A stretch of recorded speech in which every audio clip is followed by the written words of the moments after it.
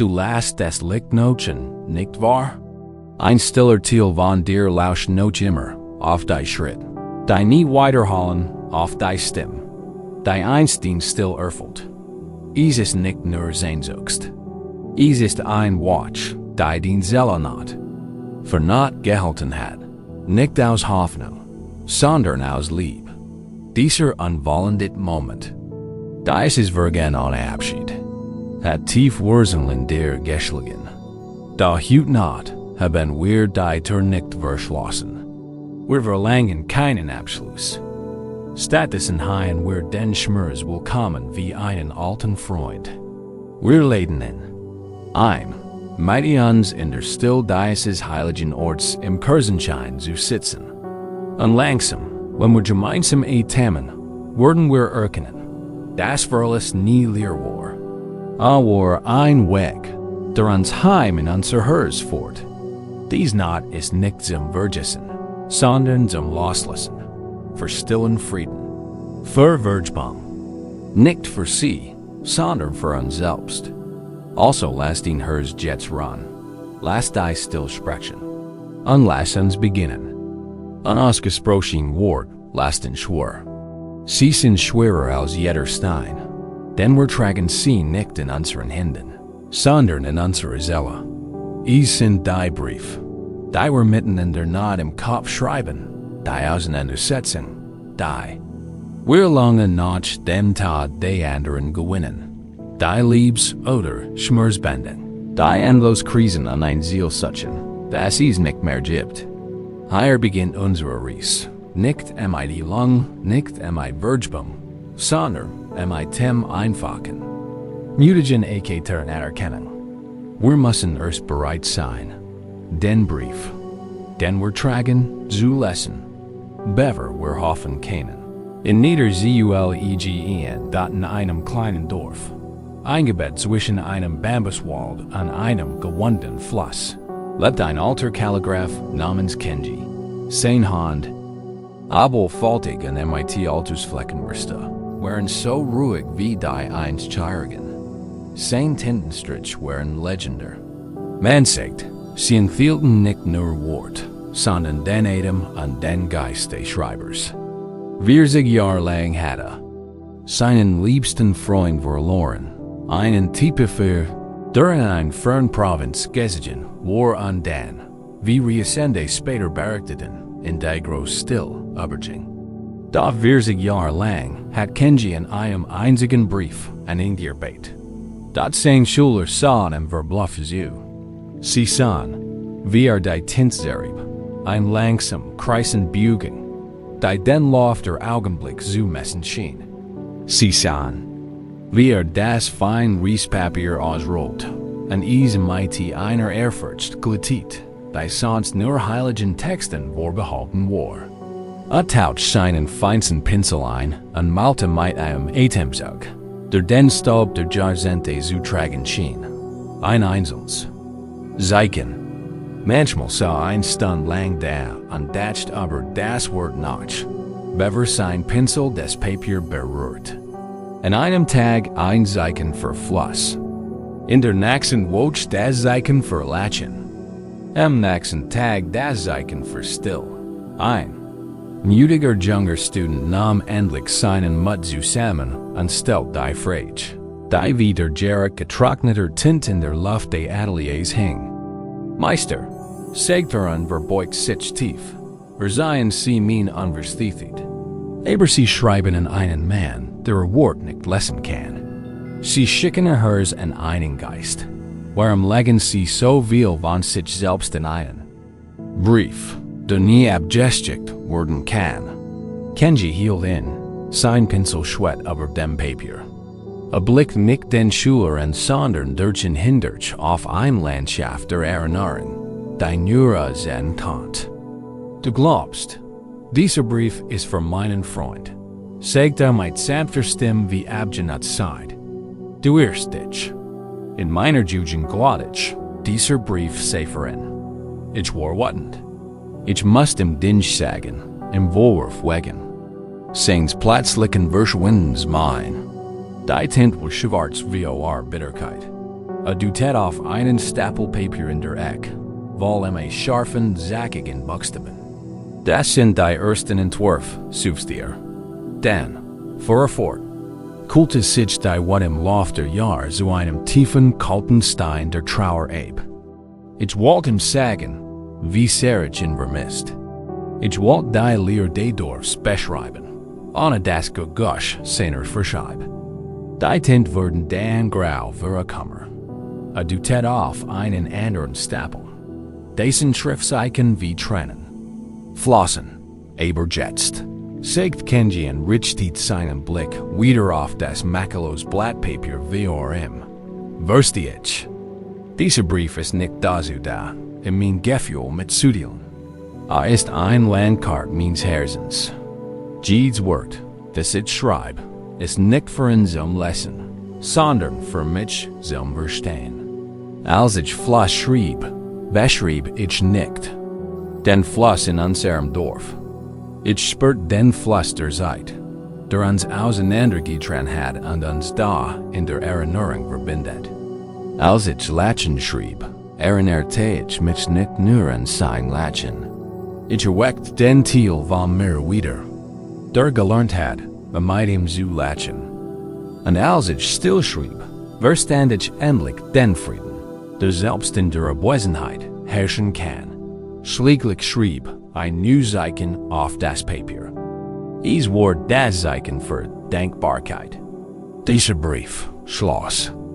Mein leuchtenden Augen wurden nie abgeschickt. Ist bereits angekommen. Sein Ziel ist hier. Tippt sich aufs Herz. Der nicht abgeschickte Brief lehrt uns, was wir wirklich in uns tragen. Dies Geschichte ist ein sanfter Spiegel unseres Herzens.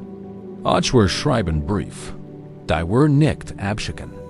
Sie bestehen aus unseren Was-wir-Wenns, unseren heilig salt Gedanken, unseren Wenn-Doch-Nurs. Sie sind gefüllt mit der kraftvollen Tint unserer eigenen angelsten Emotionen. Der erste Schritt zum Frieden besteht nicht darin, so zu tun, als würden wir sie nicht schreiben. Es geht darum, sichers inhaltsbewusst zu werden. Buddhas. Erst Großlehre, die erst Edelwahrheit, ist kein komplizierter philosophischer Erlass. Sie ist ein einfach, tiefgreifende Aussicht. Es gibt Leid. Das Leben beinhaltet Schmerz, Verlust und Unzufriedenheit. Und es beginnt mit der Erkenntnis. Es beginnt damit, die Dinge genau so zu sehen, wie sie sind. Der Schmerz eines angelsten Ends, der Schmerz unausgesprochener Wort, das ist real. Das ist, du kannst dies anzerkennen, ist kein Ergebnis der Schwarz. Es ist der erste Schritt auf dem Weg der Erleuchtung. Es ist der Beginn der Weisheit. Unser unabgeschickter Brief ist die wichtigste Metaphor für diesen ersten Teil unserer Reise. Ist ein kraftvolles Symbol für alles, was wir mit uns tragen. Es ist nicht nur ein Brief. Es sind tausend. Ein Brief. Voller what? Ein Brief voller Sehnsucht. Ein Brief voller verzweifelter Fragen. Ein Brief voller zärtlicher Vergebung. Sie sind gebündelt, mit dem Faden unserer Erinnerung verbunden und werden in einer Tasche auf dem Rücken getragen. Moin. Wir gehen. Wir spüren ihr Gewicht, wenn wir schlafen wollen. Wir spüren ihr Rascheln, wenn ein neuer Mensch in unser Leben tritt. Wir spüren ihr scharfen Kanten, die sich in uns drücken, wenn wir still und allein sind. Abend werden wir nicht versichern. Dieses Bundelbrief zu verbrennen. Wir werden die Tasche einfach vorsichtig öffnen. Wir werden uns erlauben, den Inhalt ohne Vorurteil zu betrachten. Dies ist eine Meditation der Erkenntnis. Wenn du dich also tiefer in den Ruhe begibst, lade ich dich ein, mehr still zu meditieren. Denk an die Person oder die Situation, die dich belastet. And die Person, die nie zurückkam. And die Person, and die nicht abgeschickter Brief gerichtet ist. Wenn das Gefühl nicht, sondern lass das Bild oder die Vorstellung einfach aufkommen. Stellen. Sie sich wie Sie halten ein einzelnes Blatt des Skinsen, leichtesten Papiers in ihren Händen. Und in der anderen Hand einen Pinsel, gedockt in die ehrliche Tinte ihres Herzens. Sie befinden sich in einen securen, ruhigen Ort. Niemand außer ihnen wird diesen Brief jemals lesen. Sie sind der Kalligraph ihrer eigenen Seele. Welches Wort? Folgt ihr als erstes ein? Lass es auf dem Papier entstehen. Ist es ein Frage? Warum? Der first ist ein Aussage? Ich vermisse dich. Der first ist ein Gefühl? What? Verletzt. Lieb. Bewert das Wort nicht. Lass es einfach sein. Das ist die Wahrheit in diesem Moment. Nun lass ein weiteres Wort entstehen. An noch eins. Du musst keine perfekten Sitz bilden. Es geht nicht Grammatik. Oder Eloquenz. Es geht Ehrlichkeit.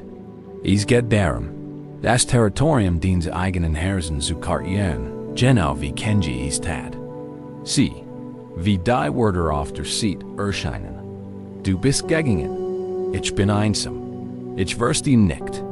Ich werde immer noch. Danke schön. Ich verzeihe dir. Es tut mir leid. Was ich immer die Wort sind. Lass sie dies sein. Sieh sie deutlich. Dieser Brief enthält den Dukkha, den Leiden. Und indem du es betrachtest, praktizierst du die erste edle Wahrheit. Du rennst nicht wie dem Schmerz davon. Du unterdrückst ihn nicht. Du würdigst ihn mit deiner sanften, mitfühlenden Aufmerksamkeit. Du bist mutig genug, in deinem eigenen Herzen zu lassen. Machen Sie noch ein paar Augenblicke so weiter. Lassen Sie den Brief sich selbst schreiben. Und den Schlüssel zu dem, was geheilt werden muss. Ist der Ausgangspunkt unserer Gesamten. Ries heute Abend, die Heilung kommt nicht vom Absenden. Sie kommt davon, dass wir endlich bereit sind, in uns selbst vorzulesen. Wenn wir uns auf das nächste Kapitel vorbereiten, halt dieses Bild dies nicht abgest den Briefs im Gedächtnis. Wir werden ihn nicht wegwerfen. Wir legen ihn einfach vorsichtig beiseite. Erkennen seine Existenz und würdigen seine Botschaft. Und wenn du das tust, stell dir diese letzte sanfte Frage. Welche Wahrheit wollt den Herz heute Abend einfach nur ausbrechen?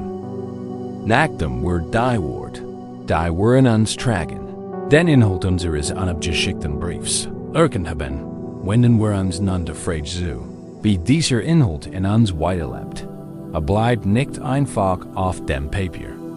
Dringt in die Gegenwart. Beeinflusst unsere Wahrnehmung und prägt unsere Realität. Eine angeliste Vergangenheit bleibt nicht einfach in der Vergangenheit. Sie wird zu einem Geist, der uns begleitet an in unserem wunderschönen, lebendigen Garten spakt. In diesem Abschnitt geht es darum, diesen Geist zu erkennen, zu verstehen, warum verweilt. An unseren Garten behutsam für das lebende Zurückgewinne. Es war einmal eine Frau namens Anja, die ein Haus von ihrer Großmutter übt. Der prächtigste der Anwesens war der Garten im hinteren Bereich. Es war ein alter Zen-Garten, angelegt für Ruhe und Frieden, mit einem kleinen Platsch, moosbedeckten Steinen und einem einzigen, uralten Kirschbaum, der jeden Frühling in einer Wolke rosa Blüten erblut. Ihre Großmutter hat jeden Morgen des Lebens in diesem Garten verbracht. War ihr Zufluchter. Nach dem Tod ihrer Großmutter fand Anja dort keinen Frieden. Der Garten war immer noch wunderschön, objektiv perfekt. Da für Anja war ein Ort schmerzlicher Erinnerungen. Wenn sie die glatten grauen Steine betrachtet, sah sie den Geist ihrer Großmutter wie sich, wie sie mit einem kleinen Touchschnitt an sie paarierte. Wenn sie den gurgelnden Batsch hört sie das Echo des leisen Summens ihrer Großmutter. Und wenn der Kirschbaum blüht, war Sehnlichkeit ein eindringlich, schmerzlich Erinnerung in den Menschen, der ihn am meisten geliebt hat, und dann nicht mehr da war. Der Geist war nicht furchterregend. War ein Geist der Liebe, der Erinnerung. Überall trotzdem ein Geist. Stands wischen Anja an dem Garten. Sie kann das Mus vor lauter Erinnerungen in die Hand, die es pflegten, nicht sehen. Sie kann die Sahn nicht spüren, den verlässt Person zu spüren, die sie einst ihr geteilt hat. Die Vergangenheit war so präsent, dass sie die Gegenwart völlig verdunkelt. Frum kamen zu Bessig und riefen, Anja, dieser Garten ist ein Paradies. Du hast so ein Glück. Und Anja lächelte traurig, unfähig zu erklären, dass sie in einem Paradies lebt, das sie nicht spüren kann. Gefangen in einer wunderschönen Erinnerung. Eines Tages kam ein alter Mann, ein Freund ihrer Großmutter. Zu Bessig, fand Anja auf der Veranda sitzend, mit ihrem Blick in den Garten. Du gehst hier nicht mehr spazieren, bemerkte Samt. Ich kann nicht, gestern Anja mit Tränen in den Augen. Sie ist überall. Ihr Geist lauert in jeder Ecke. Es tut so weh, hier zu sein. Der Mann nickt langsam, seine Augen voller Mitgefühl. Der Geist, den du siehst, sagt ist nicht dein Großmutter. Der Geist ist dein eigen. Der Geist deiner Großmutter ist frei, wie der Wind, der dies Blätter rasch umlässt. Da deine Erinnerung, dein Sehnsucht nach dem Vergangenen, hat einen Kaffee am diesen Garten gebaut, und du hast einen Geist. Heimgesucht, darin bewagt, fort. Du klammerst dich in die Form der Vergangenheit und kannst deshalb die formlose Gegenwart dieses Augenblicks nicht erleben. Du glaubst, die Freude des Gartens sei dein Großmutter. Aber sie wird dir sagen, dass die Freude war im Garten selbst, und sie war nur ein bescheidener Gast, genau wie sie. Der Geist ist nicht hier, sie heimzusuchen. Ist hier, sie zu bellern. Ist ein Wegweiser, der auf den Tielers. Sind seht, der Noch immer festhält. Dann gab ein Einweg anweisen. Versigt nicht, den Geist zu verbannen. Das macht ihn nur stärker. Gestattesen in den Garten und grusen. Geh zu dem Stein, auf dem du sie nie siehst. Leg den Hand neben ihr geisterhaft Hand.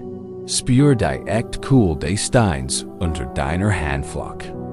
Erkenne Erinnerung und denke für dein Lieb, die sie repräsentiert. Und lenk dann den Aufmerksamkeit selbst zurück auf das Gefühl des Steins, genau hier und jetzt. Mach das mit de allem. Rear zusammen und dann lauscht dem Wasser. Selbst, sie ergessigt in den Blüten und dann wahrhaftig das zart, unglaublich rosa eines einzelnen Blütenblatts.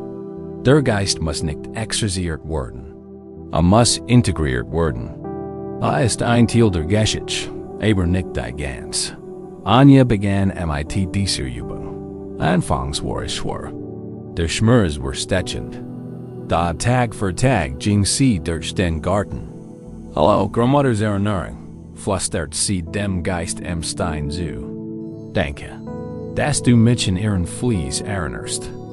Dann schloss sie die Augen und spürt die Textur des Steins. Sie schaut zum Kirschbaum und sagt, Hallo, Geist vergangener Frühling.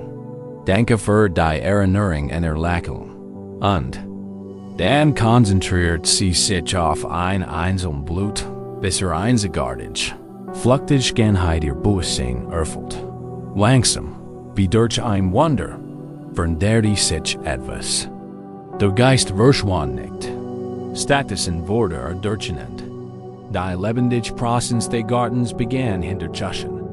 Anja spürt die Sonne auf ihrer Haut und hört den Batsch mit ihren eigenen Ohren. Der Garten war kein Museum mehr. Verlässt mehr, sondern wieder ein lebendiger, admender Zufluchtsort. Der Geist ihrer eigen war nicht verbend.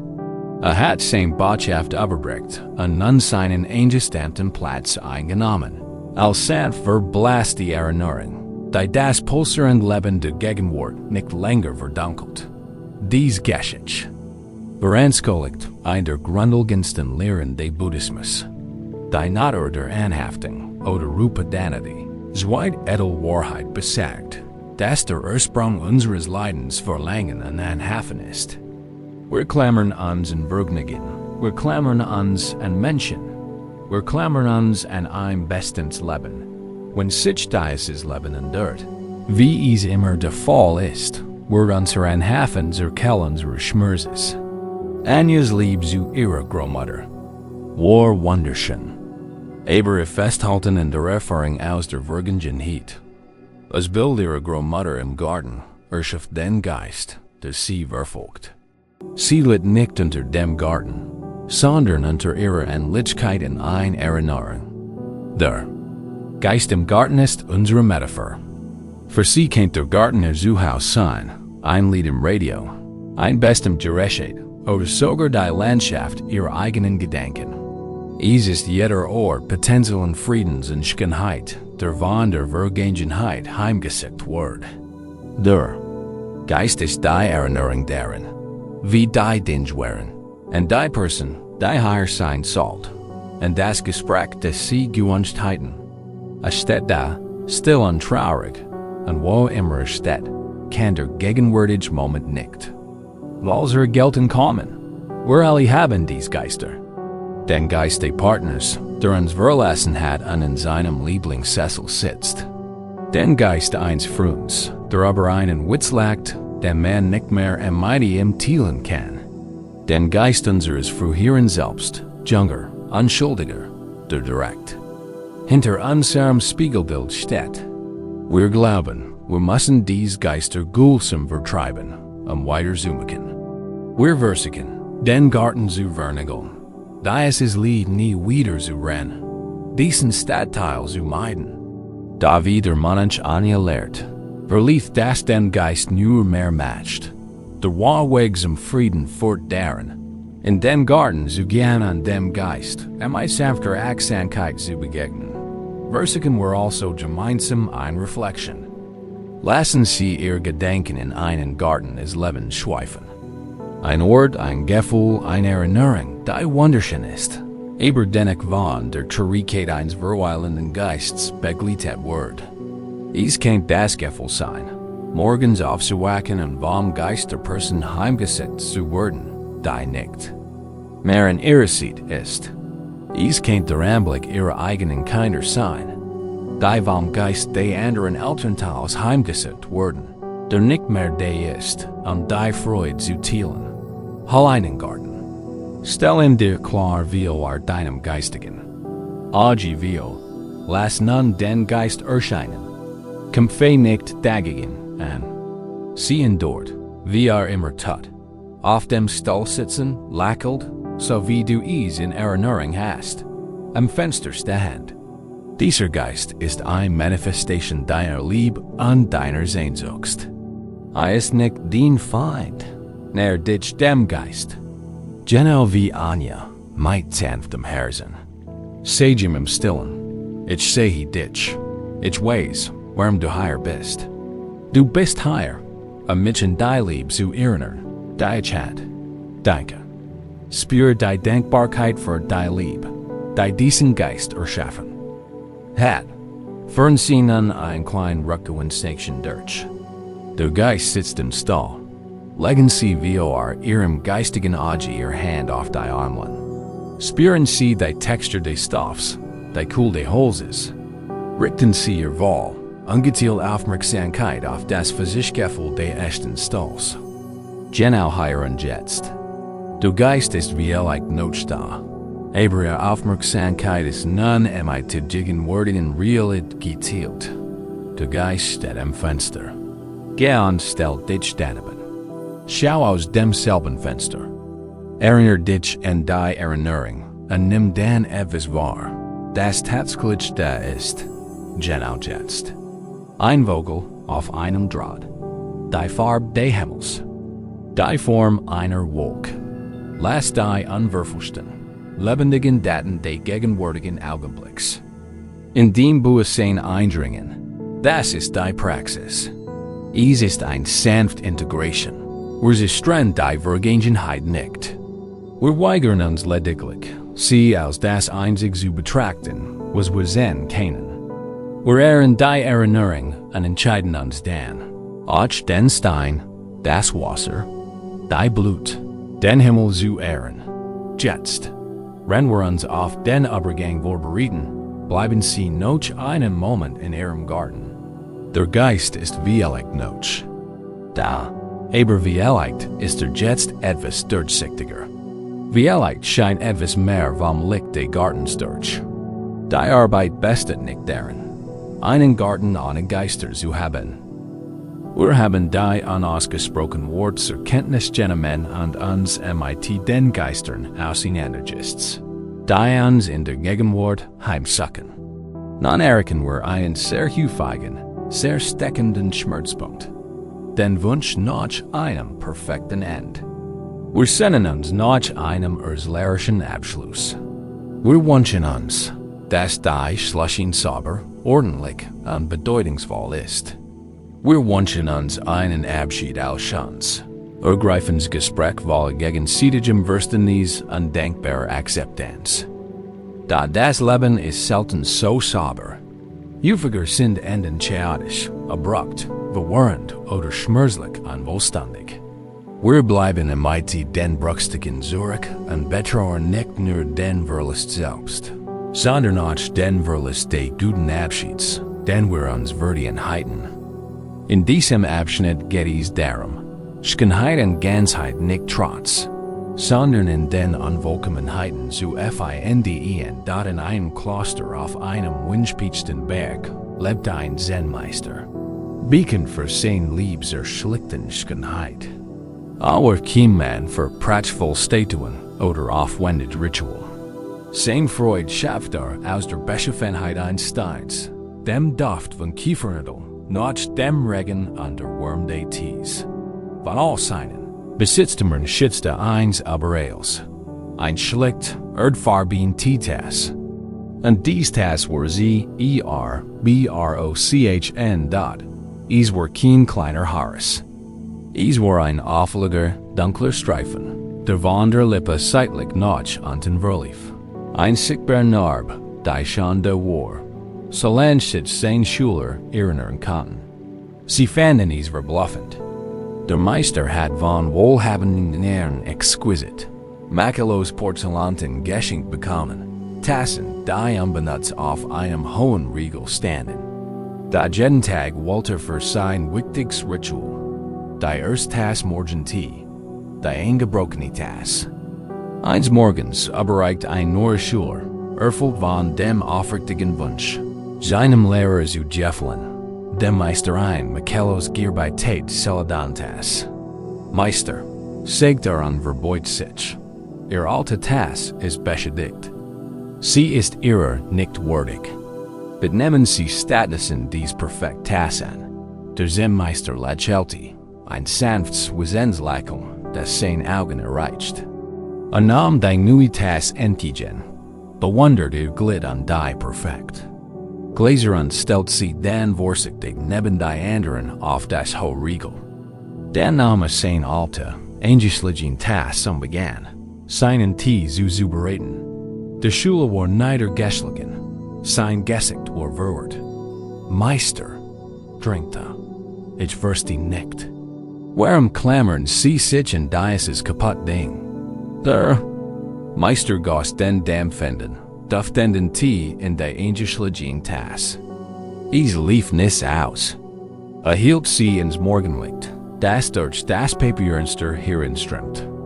Das Licht fing die Dunkellinie einen Match sie nicht zu einem hässlichen Makel, sondern zu einem prickelnden Merkmal, einer Linie in einem wunderschönen, abstrakten Gemgold. Du siehst dies Tasse als zerbrochen, sagt der Meister mit ruhiger, fester Stimme. Ich sehe sie als vollständig. Du siehst einen Fehler. Ich sehe ein Geschick. Dieser Riss, sagt an vor mit dem Daumen aber Deileni, erinnert. Mich an den Tag, als mir die Tasse bei einem leichten Erbeben aus der Hand fiel. Erinnert mich daran, dass nicht von Dauer ist, dass sich der Boden unter unseren Füßen jederzeit verschieben kann. Lehrt mich Berechung und Akzeptanz. Nahm einen langsamen, du wassen Schluck Tee. Du bietest mir ein Tass ohne Geschichten. Sie ist wunderschön in ihrem Potenzial, aber sie ist still. Dies Tass, sagte an, hielt sie mit beiden Händen, singt ein Lied ihres eigenen Lebens. Der Riss hindert sie nicht daran, ihren Zweck zu erfüllen. Sie enthält immer noch Tee.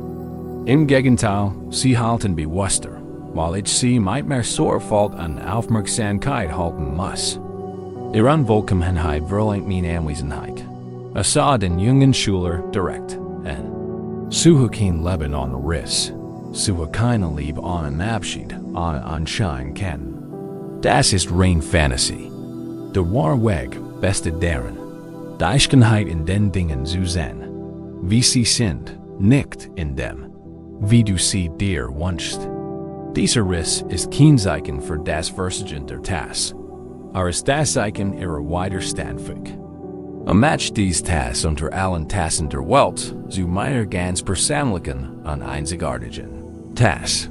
Diese Lehre ist ein schon Vergebung der japanischen ästhetischen Prinzips der Wabi-Sabis, ist ein Weltanschauung, die auf der Akzeptanz von Vergänglichkeit und Unvollkommenheit basiert. Wabi-Sabi ist die Einheit der Unvollkommen, Unbeständigen und Unwollenden. Es ist die Einheit der Bescheidenen und Demütigen. Es ist die Einheit der Unkonventionellen. Rend unser westlicher Geist oft darauf trainiert ist, nach symmetrischer, makelloser, polierter Perfektion zu streben, findet Wabi-Sabi ein tiefer, authentischer Schönheit in den Körben, Absplitterungen, verwitterten Oberflächen und Rissen, die Geschichte geletten Lebens urseln.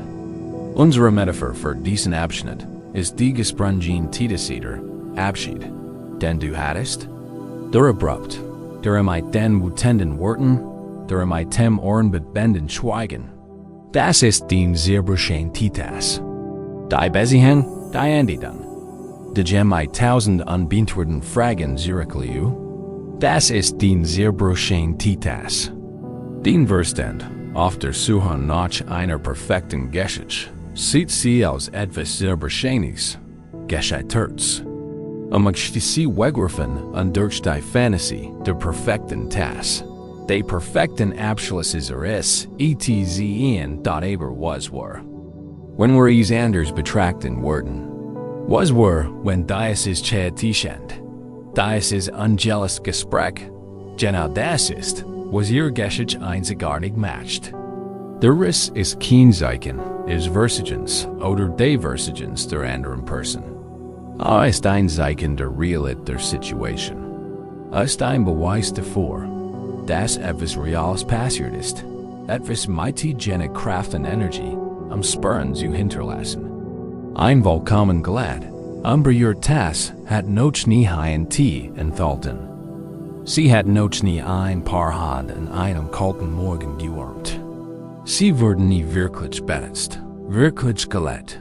Der Schmerz, den wir empfinden, instead of durch den Vergleich zwischen der zerbrochenen Tass, die wir in der Hand halten, und der makellosen Tass, die wir uns vorstellen. Wir quälen uns mit dieser eingebildeten Perfektion. Es hat damit enden sollen, dass wir es aus diskutieren. Hat sich entschuldigen sollen. Ich heit noch ein letztes Wort sagen sollen. Die Salts sind das Streben nach einer Fantasie-Porzelante, die es gar nicht gibt. Der Weg zum Frieden liegt darin, bis Fantasie abzuliegen und zu lernen. Die Ektas mego all ihren Rissen, Axam und Behetzam zu halt, und dort lassen darüber nachdenken.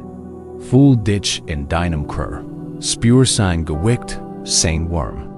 Denk. Und das End, das der am brüchigsten und unvollständigsten erscheint. Und den Abschied, der wegen seiner Unvollkommenheit immer noch schmerzt. Spür, wie falsch es ist, das Gefühl, das etwas kaputt ist.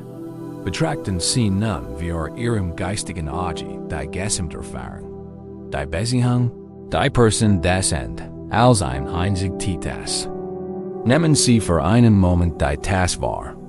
Der Verstand innen präsentiert.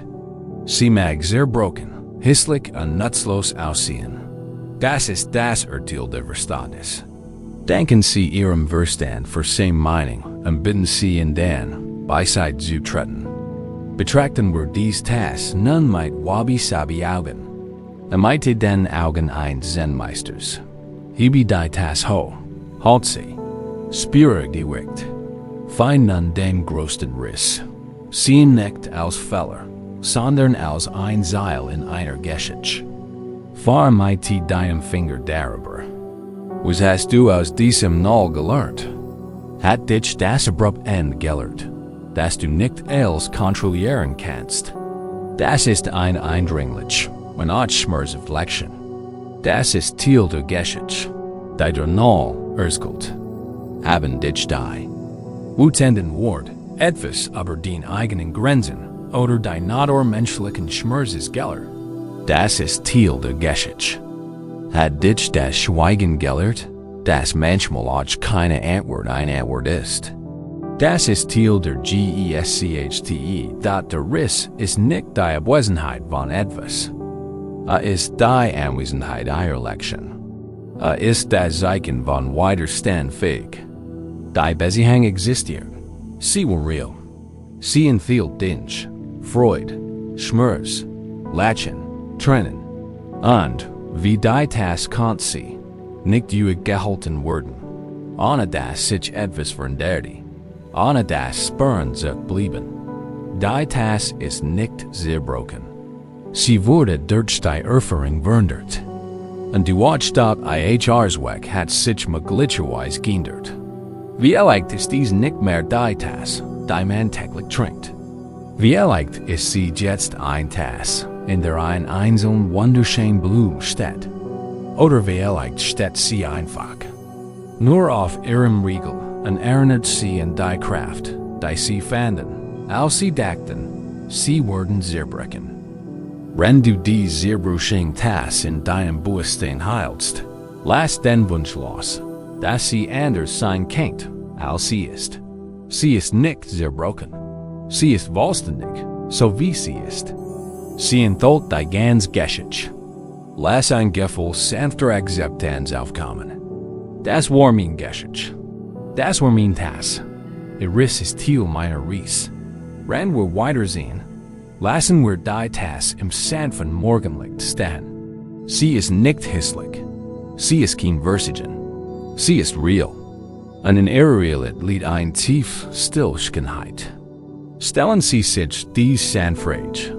Hat Ihnen der Nack in Ihrem Abschied etwas Schönes oder Wichtiges beigebracht? Wir haben unsere Geschichte anerkannt. Wir haben mit unseren Seelen gesessen und einen Weg gefunden, die Schönheit in unseren unvollkommenen Enden zu sehen. Die Anerkennung und Verständnis reichen nicht aus. Es geht immer noch das Fühlen. Ein großer Verlust ältest in uns ein jeweltige Flut von Emotionen aus. Trauer, Wut, Verwirrung, Angst. Unser Instinkt darf bestätigt durch die Welt um uns herum. Sagt uns, wir sollten einen Damm bauen. Wir versichern, Zurückgekehrt. Wir sagen uns, sei stark, komm darüber hinweg. Auf zu winnen. Wir glauben, wenn wir den Fluss fließen lassen, würde uns völlig mittragen. Da die Weisheit des Herzens kennt einen anderen Weg. Sie weiß, das Wasser, wenn es blockiert ist, nicht verschwindet. Es baut Druck auf, bis der Damm zerbricht und ein Sturzflut von überwältigender zerstörrischer Kraft auslässt. In diesem Abschnitt geht es die Weisheit, nicht Dammbauer, sondern Kanalgruber zu werden. Stellen Sie sich ein kleines Dorf in einem Tal vor, Barem für sein Abgehen, fruchtbaren Felder. Die Kell seiner Fruchtbarkeit war ein großer wilder Fluss, der aus den Bergen floss. Der Fluss war das Leben selbst. Da Jahres irrignet sich ein groß Tragedie über das Dorf. Ein plötzlicher, unerwarteter Verlust holt alle Herzen in Trauer. Die kollektive Trauer des Dorfs war so groß, so schrecklich, dass die Letessen eine Entscheidung trafen. Sie erklärten der Fluss der Trauer sei zu gefgrutsch. Sie wurden in nicht fließen lassen. Also matchten sich alle Dorfbewohner, Männer, Frauen unkinder und die Arbeit. Sie brachten riesige Stein und schwer Baumstämme. Sie mischen Lehm und Stroh. Und mit immenser Anstrengung bauten sie einen gültigen Damm quer über den Fluss. Genau dort, wo in Tal mündet. Zeitlang schien zu funktionieren. Das folgte Regen tausende Wassers verstummt. Hinter dem Damm bildet sich ein großer, dunkler See, still und leis. Die Dorfbewohner gratulierten sich zu ihrer Stärke und ihrer Selbstbeherrschung. Sie kehrten auf ihre Felder und in ihr Häuser zurück und versuchten, wie souverän der unheimlichen, unnatürlichen Still zu leben. Doch dann begannen seltsam Dinge zu geschehen. Die fruchtbaren Felder, die vom jarlichen Schlamm des Flusses befreit waren, begannen trocken und staubig zu werden. Das Luftgrund verblasste zu einem kringelnden Gelb. Die Dorfbewohner selbst wurden sprayt und hart. King Lachen war. Zu ren. Die Menschen bewegten sich wie Geister. Ihr Gesichter verkrampft von der Anstrengung. Das Wasser zergulten. Der Druck war enorm, nicht nur auf dem Damm, sondern auch in jedem Einzelnen. Sie hatten Albtraum von brechenden Mauer. Ansteigendem Wasser. Der Stillsee der Trauer hinter dem Damm war nicht verschwunden. Es schwirrt weiter und wurden mit jedem Tag größer und mächtiger. Eines Tages ging eine alte Frau, ein Korbflechterin, die am Rand des Dorfs lebt, zu den Tessen. Sie hat nicht beim Bau des Damms geholfen. Sie hatten nur so gesehen wie ihr Hand Schilf flockten, ihr Herz voller Trauer. Ihr habt einen großen Fehler gemacht, sagt sie zu ihnen, und ihr Stimme brach wie trockene Erde. Ihr glaubt, den Fluss unter Kontrolle zu haben, aber ihr habt seine Kraft nur aufgeschoben. Ihr versucht, das Leben am Fließen zu hindern. Der Damm wird nicht halten. Und wenn bricht, zerstört die Felder, die ihr schützen wolltet. Trauer ist keine Kraft, die man stoppen kann. Sie ist eine Kraft, die man lenken muss.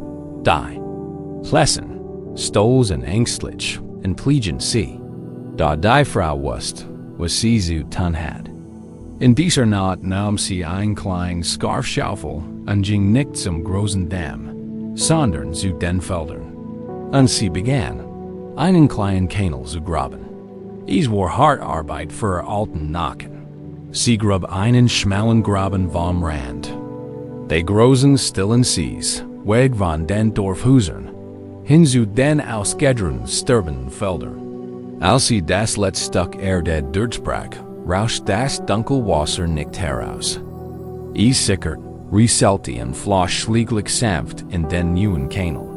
Es war ein kleiner, beschaubarer Teil der großen Flus es am nächsten Tag sahen andere Dorfbewohner, was sie getan hat. Sie sahen das dunkel, nurste frische Wasser, das in den durstigen Boden sickert. Sie erkannten die Weisheit darin. Und so griffen auch sie zu schaffen. Sie versuchten nicht, den Damm zu zerstreuen. Sie begannen einfach, weiter Kangel zu graben. Sie schaffen ein Netz von Kangeln, das ist dem Fluss der Trauer ermöglicht, sicher, kontrolliert am Lebensspannen durch ihr Tal zu fließen. Das Wasser bewassert die Felder und lagert den reichen Schlamm der Erinnerungen an die Kummers ab. Das tausende Flusses war noch immer verstummt. Das sanft Gegusch des fliehenden Wassers kehrten's Tal zurück. Langsam mit der Zeit wurden die Felder wieder fruchtbar. Die Gesichter der Dorfbewohner wurden sanfter. Sie lernten, dass Trauer keine zu Flut ist, sondern ein heiliger Fluss, der, wenn giert und geliedet wird, die Kraft hat, den Boden ihr zukünftigen Leben zu rennen.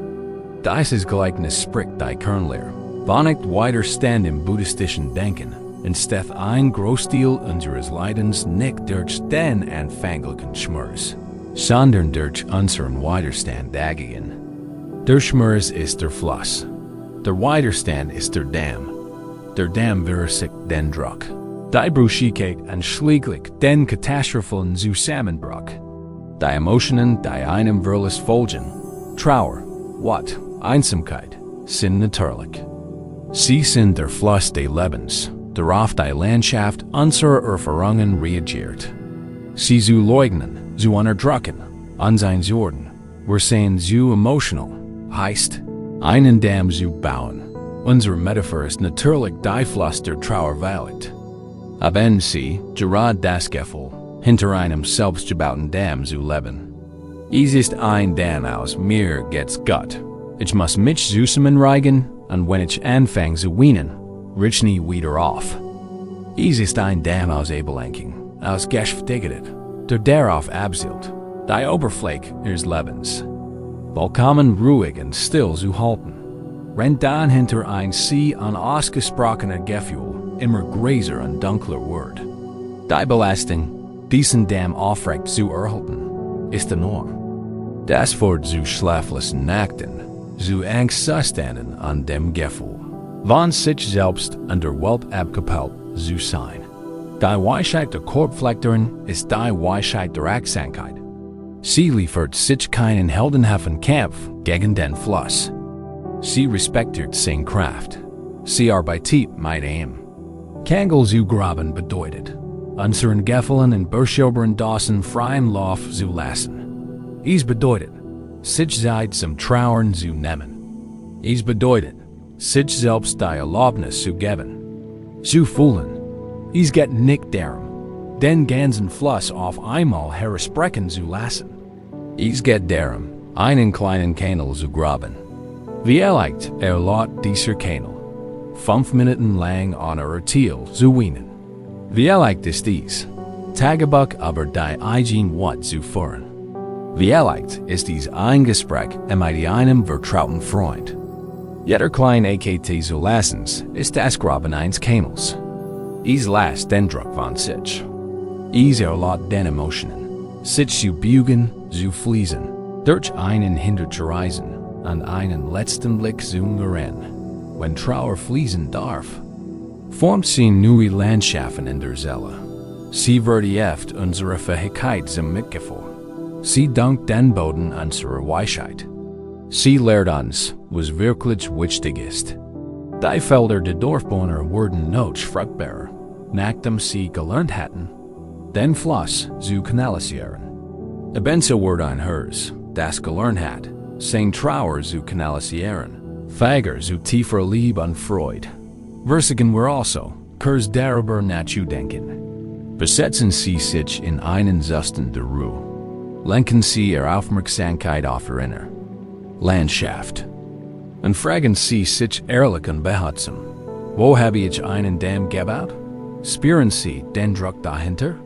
Die still, schwere Last des Unfoltergefühl? Du musst nicht jedes Gefühl benennen. Spüre einfach die Prozess dieser gespeicherten emotionalen Energie.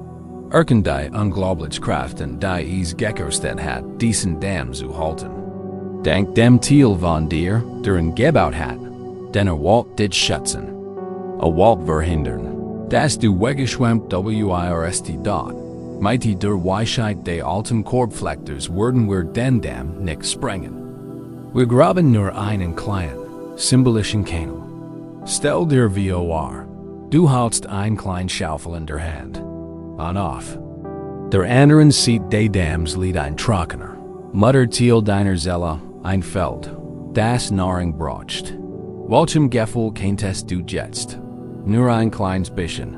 Freien Lauf lassen. Ist dies ein Rinnsel der Traurigkeit? Ein Anflug von Wut? Ein Tropfen Einsamkeit? Hol eins aus. Graben Gedanken einen kleinen Kanal. Und gib diesem einzelnen Gefühl die Erlaubnis zu fließen. Nur ein kleines bisschen. Du hast die Kontrolle. Du bist der Kanalgruber. Du kannst in jederzeit schlägen. Spür die leichten Spannung. Spür, wie der durstige Boden deiner Seele dieses ehrliche Gefühl empfängt. Es ist keine Flut. Es ist ein Bewusstsein. Es ist lebensspendend. Das ist es. Gefühl ist nicht da, dich zu zerstreuen. Ist da, dich zum Gerennen, den Boden den Signs wieder fruchtbar zu machen. Atmen dieses Gefühl des sanften Fliegens hinein. Das Wasser bewegt sich.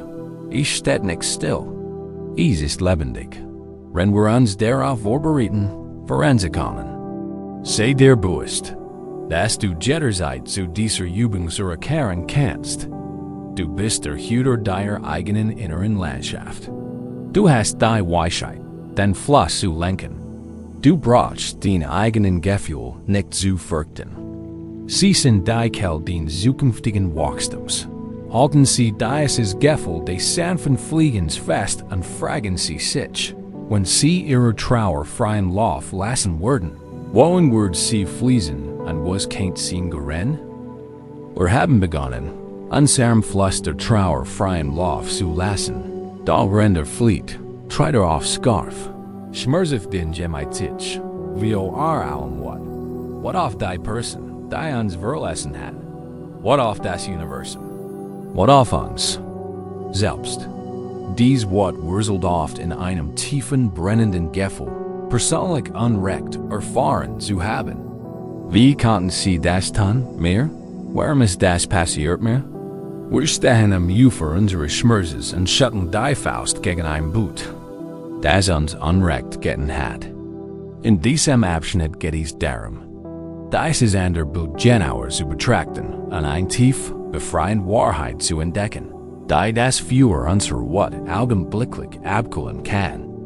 Die Geschichte ist ein klassisches Zen-Parabel, die wegen ihrer einfachen, transformierenden Kraft seit Jahrhunderten immer wieder erzählt wird. Ein Mann sucht ein paar Stunden Ruhe und vor dem Morgengrauen MIC seinem kleinen Boot auf einen riesigen, nebelverhangenen See hinaus. Ruddert mit, warf einen kleinen Anker, schloss die Augen und begann zu meditieren. War völlig in die Stille versunken, spürt das sanft Schaukeln des Wassers und die Kühl Luft auf seiner Haut plötzlich riss ein heftiger Ruck aus dem Gleichgewicht. Ein anderes Boot war mit seinem süßen Ängstigen. Riss die Augen auf, sein Herz merkt wie die Ruhe zerrissen. Heiswat stiegen ihm auf. War dieser sorglos, rücksichtslos Narr, der mitten auf einem riesigen, leeren See mit dem süßen Ängstigen war? Dreht sich bereit zu schreien, bereit, den unfähigen Bootsfahrer zu beschimpfen. Sein Mund stand offen, die Wutenden. Wort lagen im Schatten auf der Sonne. Da Halser Hinse sah dass das andere Boot leer war. Es war nur ein leeres Boot, das sich irgendwo am Ufer von seiner Verankerung losgerissen hat und einfach mit Strömung und Wind getrieben war, bis es mit seinem Zusammen stieß. In diesem Augenblick verflog sein Zorn, vollständig, aber wie ein Rauchwolk. Wie kann man auf ein leeres Boot warten sein? Es gab niemanden, dem man die Schuld geben konnte.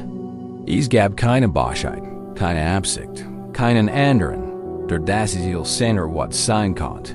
Es war einfach nur ein reines etwas, das passierte. Der Wind weht, die Strömung floss und das Boot trieb. Kann es nicht länger persönlich nehmen. Mit einem tiefen Seufzer, der halb Belästigung, halb Erleichterung ausstreckt, schob das Leerboot einfach mit der Hand von sich und sah ihm zu, wie es sein Zielos Ries fortsetzt. Ruckt. Sein Position zurückt, schloss die Augen wieder und widmet sich wieder seiner Meditation. Daran war sein Still tiefer. Es war ein Frieden, der nicht länger von Ungestertheit abhängig war.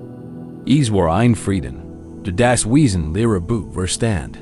Der Meister, der dies Geschichte selbst erzählt, schloss mit ihr Frage. Alle Menschen, die dich beleidigen, die dich verletzen, die dich frustrieren, sie sind alle leer Boot. Warum wirst du wütend? Das ist eindringlich Gleichnis fordert uns in eins der tiefgründigsten und herausfordernden Konzepte der buddhistischen Philosophie ein. schon je der Lehr. Das bedeutet nicht, dass nichts existiert.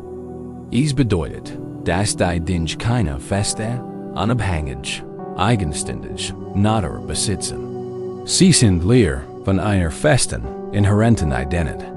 Ihre Existenz ist bedingt anhand von tausend anderen Ursachen und Wirkungen ab, sowie das Boot vom Wind und der Strömung abhängig war. Der Lehrsbuddhist unsere zentrale Metaphor.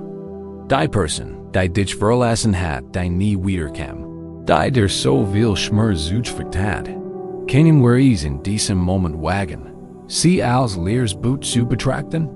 Das ist keine Entschuldigung für Verhalten.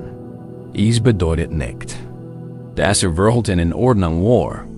Es ist ein radikaler Perspektivwechsel, der allein dem Zweck dient, dich zu befreien, uns vor dem Gift unserer eigenen WTW nehmen die Dinge so persönlich.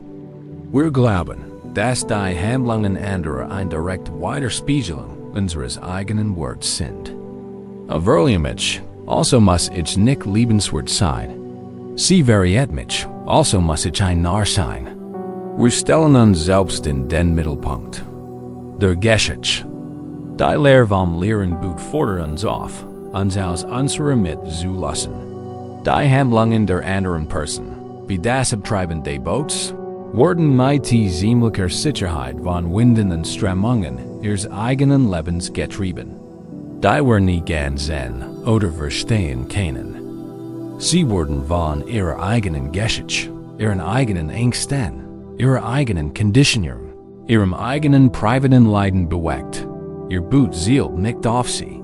Es trieb einfach und stieß unglücklicherweise mit ihrem Zusammen und wir das.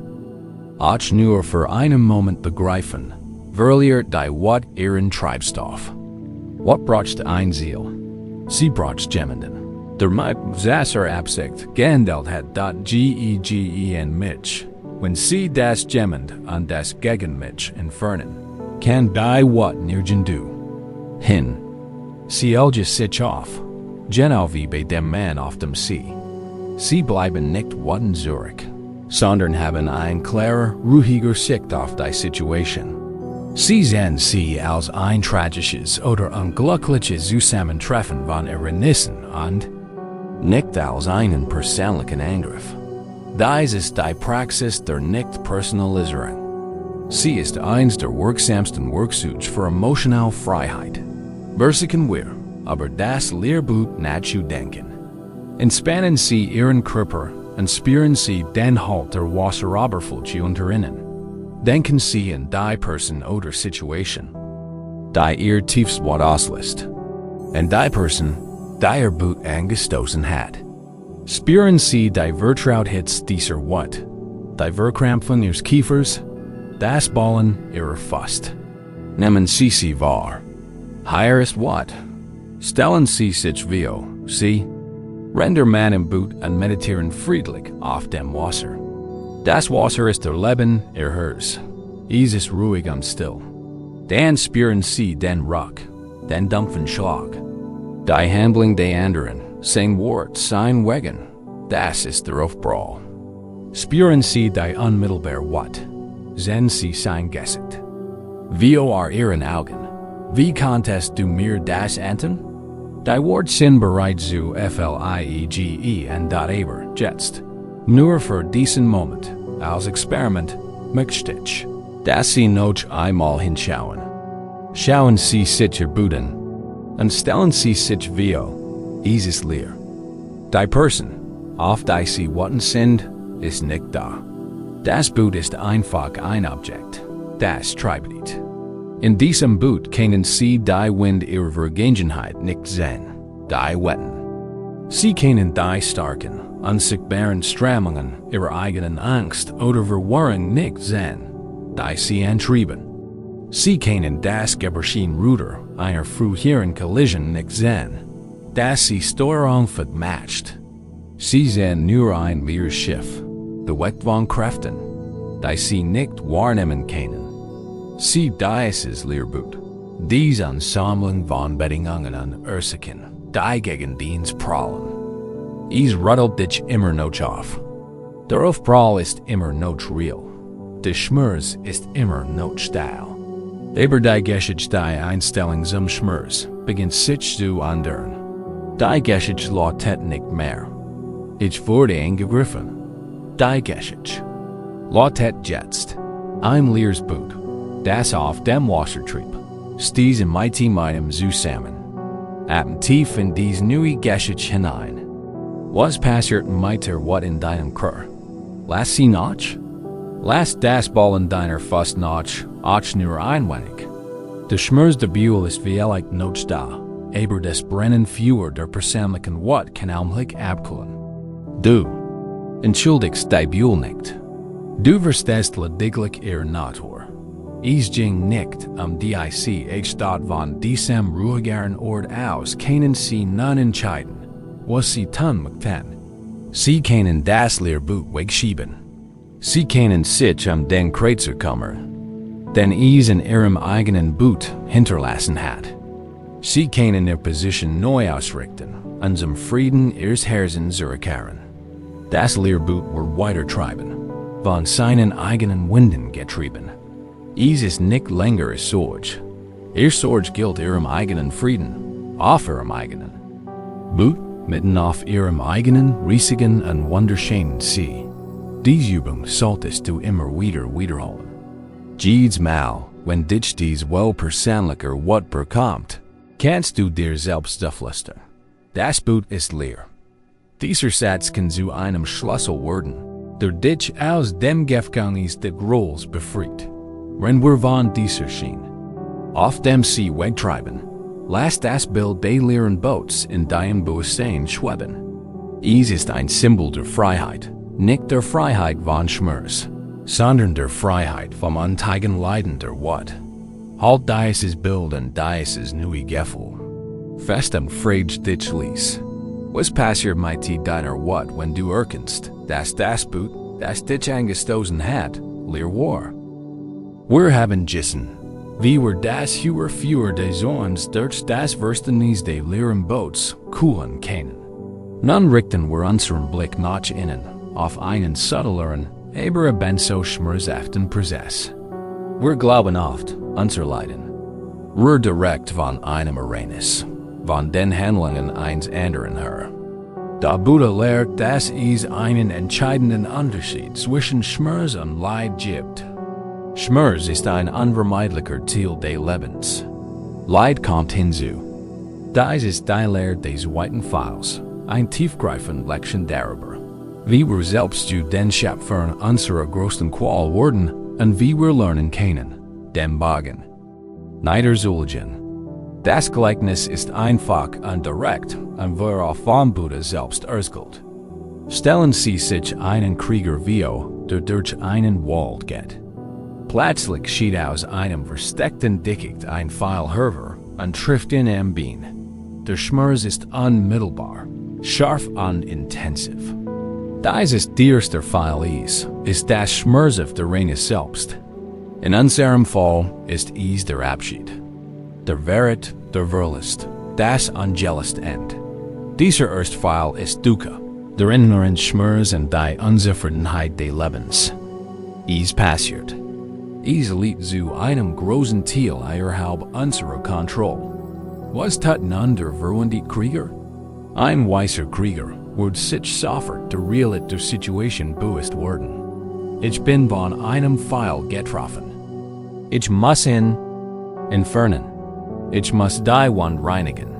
Ich muss Medizin finden und heilen. Der ein kluger Krieger handelt ganz anders.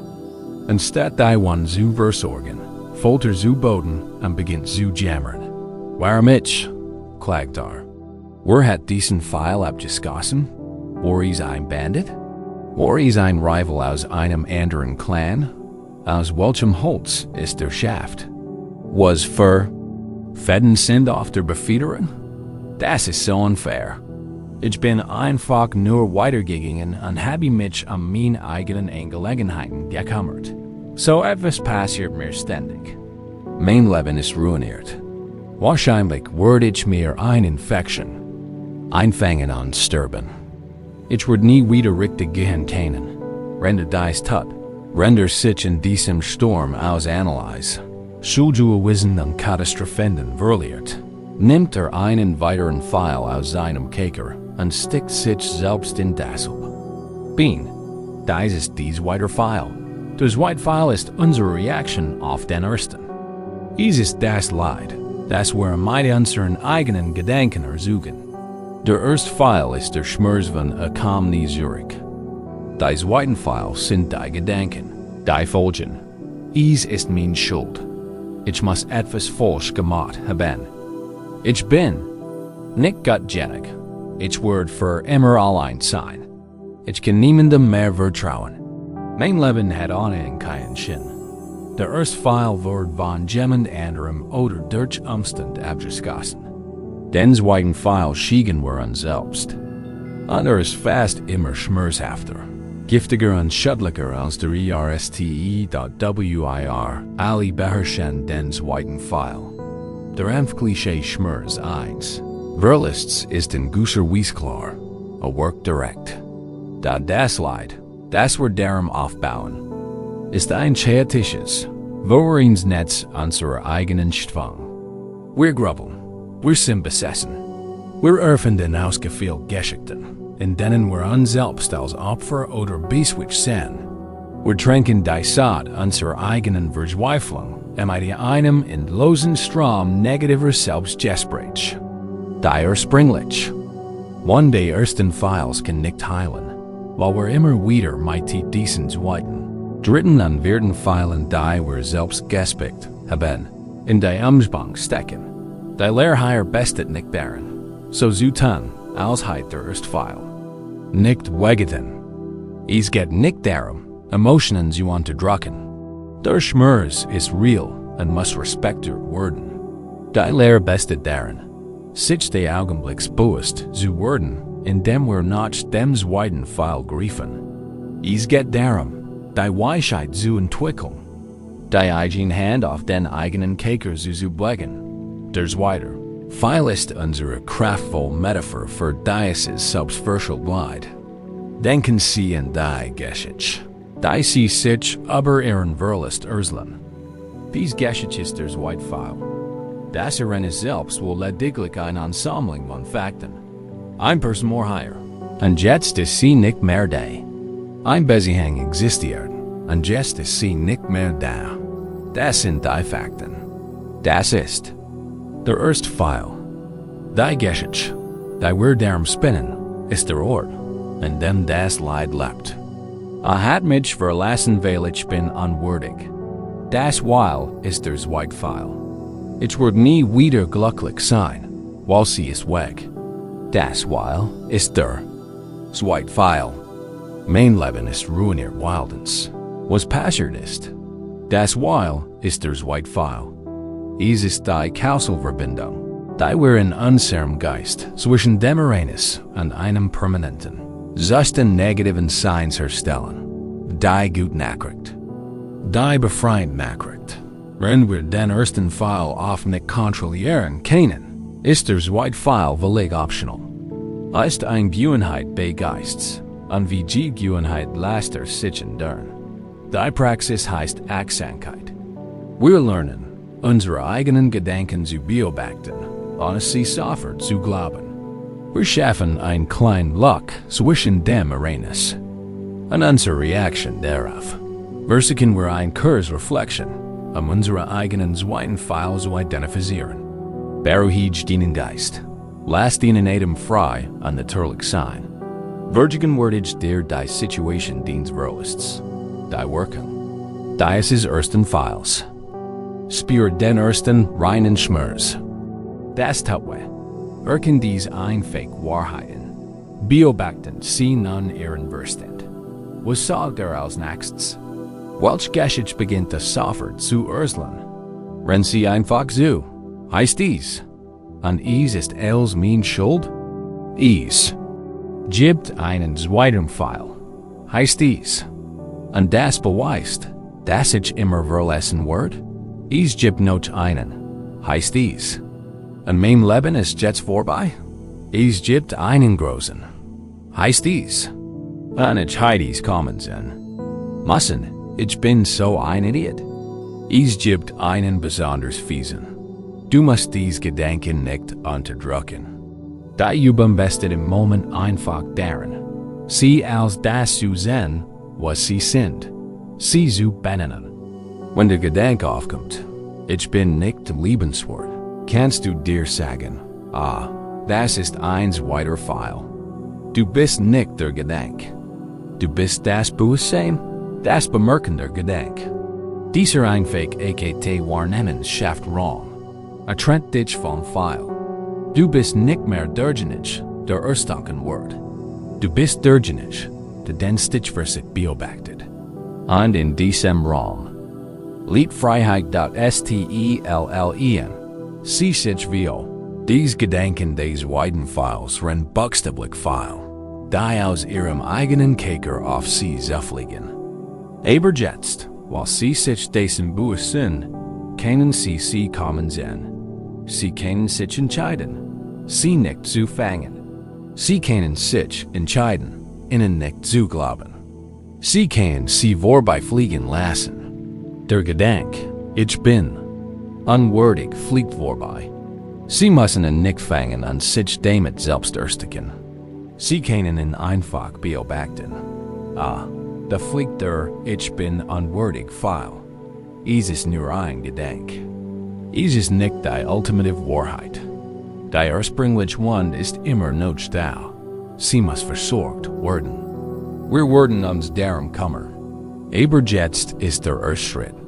Die Wand nicht zu verschlimmern. Auf, dich selbst zu erziehen. Der Heilungsprozess kann nicht beginnen, solange dies weiten Pfeil noch fliegen. Wenn du hier rust, beobachtest weiterhin deinen Geist. Sie die Geschichten, die Urteil, die Angst. Und beseitigen jede einzelne mit dem Wort so weiter Pfeil. Verurteil dich nicht für dies Gedanken. Wir alle tun das. Das ist die Gewohnheit des anguten Geists. Das Training bestet einfach darin, den zweiten Pfeil zu erkennen und sich in diesem Moment zu entscheiden, ihn nicht aufzunehmen. Wenn wir uns auf den nächsten Schritt vorbereiten, verlassen Sie für einen Moment das Schlagfeld. Sie haben die Kelder des zweiten Pfeil identifiziert, ihren eigenen Käker, ihren eigenen Verstand. Das ist ein gültiger Schritt. Sie sind nicht länger ein passives Opfer des eigenen Leidens. Sie sind ein selbstbewusster Beobachter, der lernt, Entscheidungen zu treffen. Behalten Sie dies neugewinnene Erkenntnis im Gedächtnis anstellen. Sie sich die entscheidende Frage, welche Geschichten Sie sich immer wieder über den ersten Pfeil und sind Sie bereit, nur für heute Nacht den zweiten Weg zu legen? Wir haben dies zweiten Pfeil identifiziert, die wir selbst geschaffen haben. Wir sehen, wie wir unser eigenes Leiden bewegen. Da Zen und Handeln sind zwei verschiedene Dinge. Wir verstehen vielleicht intellektuell, dass wir den zweiten Pfeil ewigen sollten, oder dass das Boot, das uns eingefahren hat, leer war, oder dass unsere Trauer fließen muss. Aber wie können wir tatsächlich? Wir tragen unsere Lasten auf so lange, dass wir vergessen, dass sie Lasten sind. Sie werden ein Teil von uns, ein vertrauter, schwerer Haltung prägt. In diesem Abschnitt geht es die beschwerlichen, greifbaren Akt der Befreiung. Es geht darum, die Last zu spüren und die bewusste Entscheidung zu treffen. Sie lassen es gibt ein berühmtes Zen-Geschichte über zwei Mönche, einen alten, erfahrenen namens Tanzen und einen jungen, eifrigen Novizen, auf einer langen Pilgerreise. Sie wanderten kilometerweit schweigend, ihr Raben raschelten, ihr Gedanken waren auf ihr Reis konzentriert. Die Regeln ihres Ordens waren sehr streng. Sie durften Frauen nicht ansehen, nicht mit ihnen sprechen und schon gar nicht berühren. Sie kamen in einen Fluss, dessen kleiner Steg von den jüngsten Regenfällen weggespült worden war.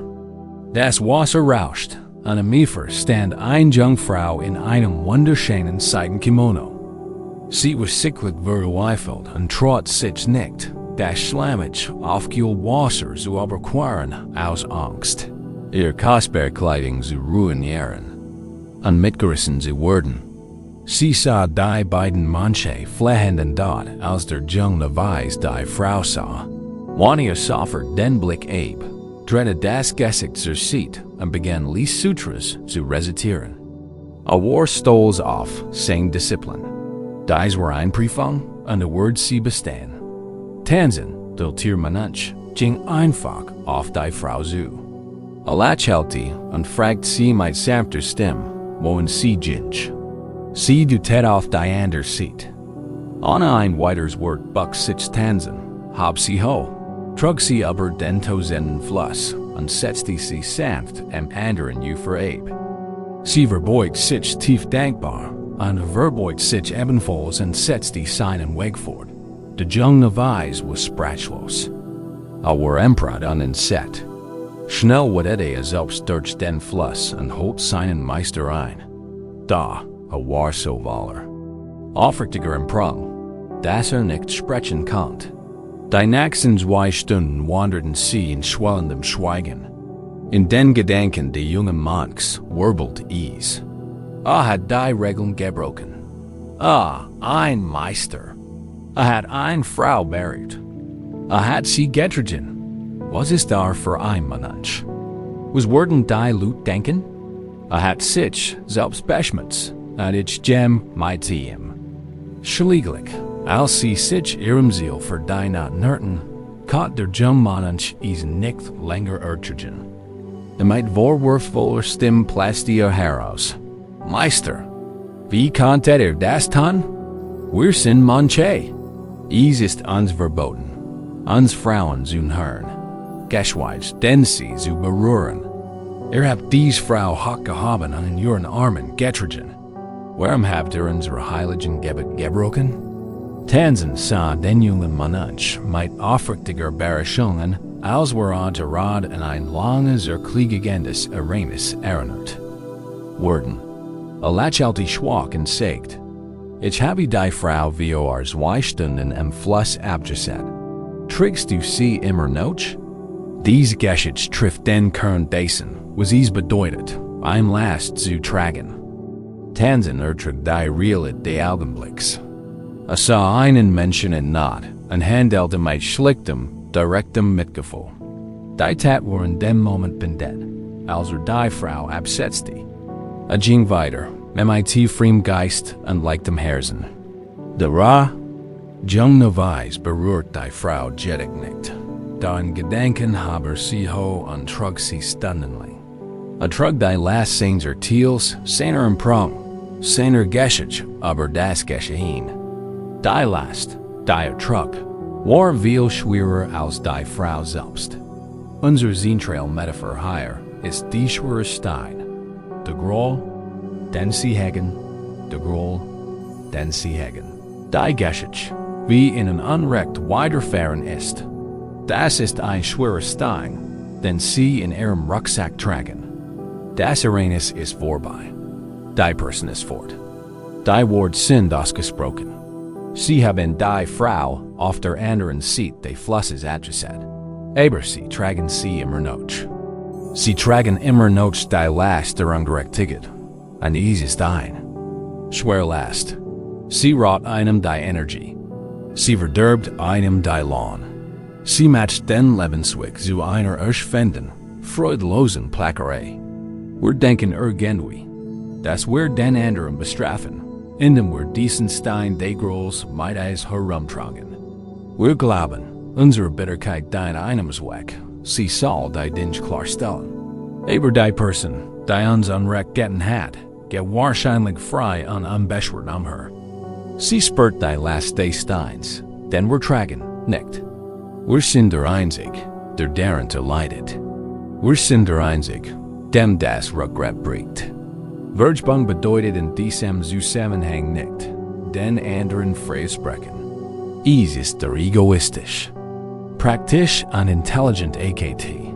Den schweren Stein unserer Selbstwillen abzuligen, damit wir frei weitergehen können. Der AKT Abelgens ist ein Wall. Ist ein Entscheidung. Mag keine plötzliche, wundersam befreiung sein. Aber beginn mit der bewussten Absicht. Die lassen nicht länger zu tragen. Versuchen wir jetzt als ein körperliche Meditation. Nehmen Sie eine bequeme Position ein. Schließen Sie die Augen. Ich möchte, dass Sie sich einen bestimmten Groll, einen bestimmten Ärger ins Gedächtnis rufen. Denn Sie schon so lange mit sich herumtragen. Die Geschichte von dem, was Sie getan haben. Wenn du dies Geschichte im Kopf behältst, stell dir vor, Sie hat ein für sich Gestalt. Ist ein Stein. Sieh dir diesen Stein wie deinem geistigen Augen. Wie sieht aus? Ist groß und gesagt, mit scharfem Kanten, die sich in dich bohren? Ist ein glatter, dunkler, schwerer Flustin, dicht unter der Last anwürgesner. Tränen? Spür sein Beschaffenheit. Spür sein Temperature. Ist heiß wie what oder kalt wie Trauer? Stellen Sie sich nun wie. Sie halten diesen Stein in Ihren Händen. Spüren Sie sein Gewicht. Fühlen Sie es wirklich. Spüren Sie die Anstrengung in Ihren Armen, die Verspannung in Ihren Schultern, den Schmerz in Ihrem Rücken wamlangen tragen. Erkennen Sie an, wie anstrengend es war. Erkennen Sie den Teil von innen, der ihn so festgehalten hat, weil glaubt, es muss so sein. Denken Sie ihm für seine Wachsamkeit. Du stehst im Ufer eines großen fliehenden Flusses. Dem Fluss der Zeit, des Lebens, der immer weiter flieht. Du hast in diesem Moment die Wahl. Du kannst den Stein weiterhalten oder loslassen. Treffen Sie die bewusste Entscheidung. Sagen Sie sich, ich bin nicht länger bereit, das zu tragen. Es ist eine Erklärung der Freiheit. Öffnen Sie nun langsam und achtsam Ihre Hand. Spüren Sie, wie Ihr Fingermuskel lockern. Spüren Sie, wie sich der Stein zu biegen beginnt. Und dann lassen Sie ihn fallen. Lassen Sie ihn aus Ihren Händen fallen. Wenn Sie das tief, befriedigend plopp, wenn auf das Wasser trifft. Beobachten Sie, wie unter die Oberfläche sinkt und in der sanften Strang verschwindet. Der Fluss nimmt teilslos auf. Ist verschwunden. Spürt jetzt die Hand. Sie sind leer. Sie sind leicht. Spürt die Arme. Die Anspannung ist weg. Spürt die Schultern. Die Verspannung ist gelöst. Spürt den Rücken. Ist gerade. Unfrei. Atmen tief und reinigend in diesen neuen Raum der Leichtigkeit ein. Du hast nicht vergessen, was passiert ist. Du hast es nicht geblickt. Du hast dich einfach entschieden, die Last nicht mehr mit dir herumzutragen. Du hast die Frau im Fluss abgesetzt. Diese Übung kannst du jederzeit machen, wenn du die Route Last eins alten Groll spürst. Du kannst dir den Stein vorstellen. Du kannst sein Gewicht spüren. Und du kannst dich immer wieder davor entscheiden, in den Fluss fallen zu lassen. Jedes Mal wird es leichter. Der Stein wird kleiner, bis du eines Tages merkst, dass du ihn schon lange nicht mehr aufgehoben hast. Wenn wir uns darauf vorbereiten, dieses Flussufer zu verlassen, atmen Sie noch einmal tief, dies leicht, frei. Luft ein. Sie haben die Last abgelegt. Der Weg wie innen ist nun leichter zu gehen. Tragen Sie dieses Gefühl der Leichtigkeit mit sich und fragen Sie sich, wie fühlt sich die Leichtigkeit an, wenn Sie sich entscheiden, dies Last nicht mehr zu tragen? Wir haben schwere Arbeit geleistet. Wir haben uns unseren unausgesprochenen Worten, unseren Geistern an unserem unvollkommenen Ende gestellt. Wir haben gelernt, unsere Trauer zu lenken, aber unseren Zorn hinauszublicken und unsere Lasten abzulegen. Nun wendet sich der Weg. Nachdem wir einige Trümmer der Vergangenheit weggeräumt haben, beginnen wir, einen inneren Zufluchtsort zu schaffen. Denn es ist ein Sach, Die Quellen unseres Schmerzes frei zu geben, einen ganz und ein Kell unseres Friedens zu schaffen. Dieser Frieden kann nicht von euren Umständen abhängen. Kann nicht darauf angewiesen sein, dass jemand kommt oder dass das Leben frei von Herausforderungen ist. Wahrer Frieden muss ein inner Flamme sein, ein stetiges Licht, dem wir zu wenden lernen können. Besonders wenn die Stürme des Lebens uns herum toben. Stellen Sie sich ein Abschuldigen, falls Insel vor, die ständig von der rauen See umtost wird. Auf dem höchsten Punkt dieser Insel steht ein hoher einsamer Leuchtturm. In diesem Leuchtturm lebt ein Wärter. Sein Leben ist nicht von dramatischen Abenturen geprägt. Es ist von stiller, beständiger Pflicht erfüllt. Sein Aufgabe ist dies nicht, den Ozean zu beherrschen. Kann die Wellen nicht davon abhalten, gegen die Felsen zu schlagen. Kann die heulenden Wind eines Sturms nicht beruhigen. Kann den dichten, bewahrenden Nebel nicht zerteilen. Der Sturm ist der Sturm. Ist mächtig, chaotisch und völlig außerhalb seiner Kontrolle. Seine Aufgabe ist viel einfacher und tiefgreifender. Seine Aufgabe besteht darin, das Licht am Brennen. Zu halten Abend, wenn die Dämmerung hereinbricht, steht die Wendeltreppe hinauf. Reinet die Großlinz und poliert den Salznebel und den Staub des Tags weg. Curst then docht, füllt die Lampe mit Tee, Jal, und zündet die Flamme an.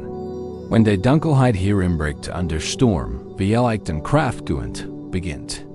Das Licht sehen langsam with rotation. Ein stetiger, zuverlässiger Strahl durchschneidet das Chaos. Das Licht lässt den Sturm nicht verschwinden. Aber es Nails. Für die in der brodelnden Dunkelheit verlorenen Schiff ist dieser stetig Strahl ein Orientierungspunkt, ein Zeichen der Hoffnung, ein Wegweiser zur sicheren Überfahrt. Die Salut auf diesen Schiffen brauchen den Leuchtturmwärter nicht, den Sturm zu beruhigen. Sie brauchen ihn nur, das Licht anzulassen. Der Frieden bei Wärters kommt nicht von der ruhigen See, sondern von der stillen Hingeben Sein. Aufgabe. Sein Zufluchtsort ist der Ladenraum, wo umgeben vom tosenden Sturm, sich nur auf eins konzentriert, die Flamme zu hüten. Dies ist die Praxis der Achtsamkeit. In der buddhistischen Tradition ist dies Beacon Ostis ist die Praxis. Unsere Aufmerksamkeit bewusst und ohne Worten auf den gegenwärtigen Moment zu lenken. Den Geist ist das stürmische Meer. Als Waller zu sender Wellen von Emotionen. Traurigkeit, Angst, Sehnsucht. A Word von den heulenden Winden ängstlicher Gedanken. Was wenn? Wenn da nur? Hin anhört Jurfen. Ist in dichten Nebel der Verwirrung gehüllt.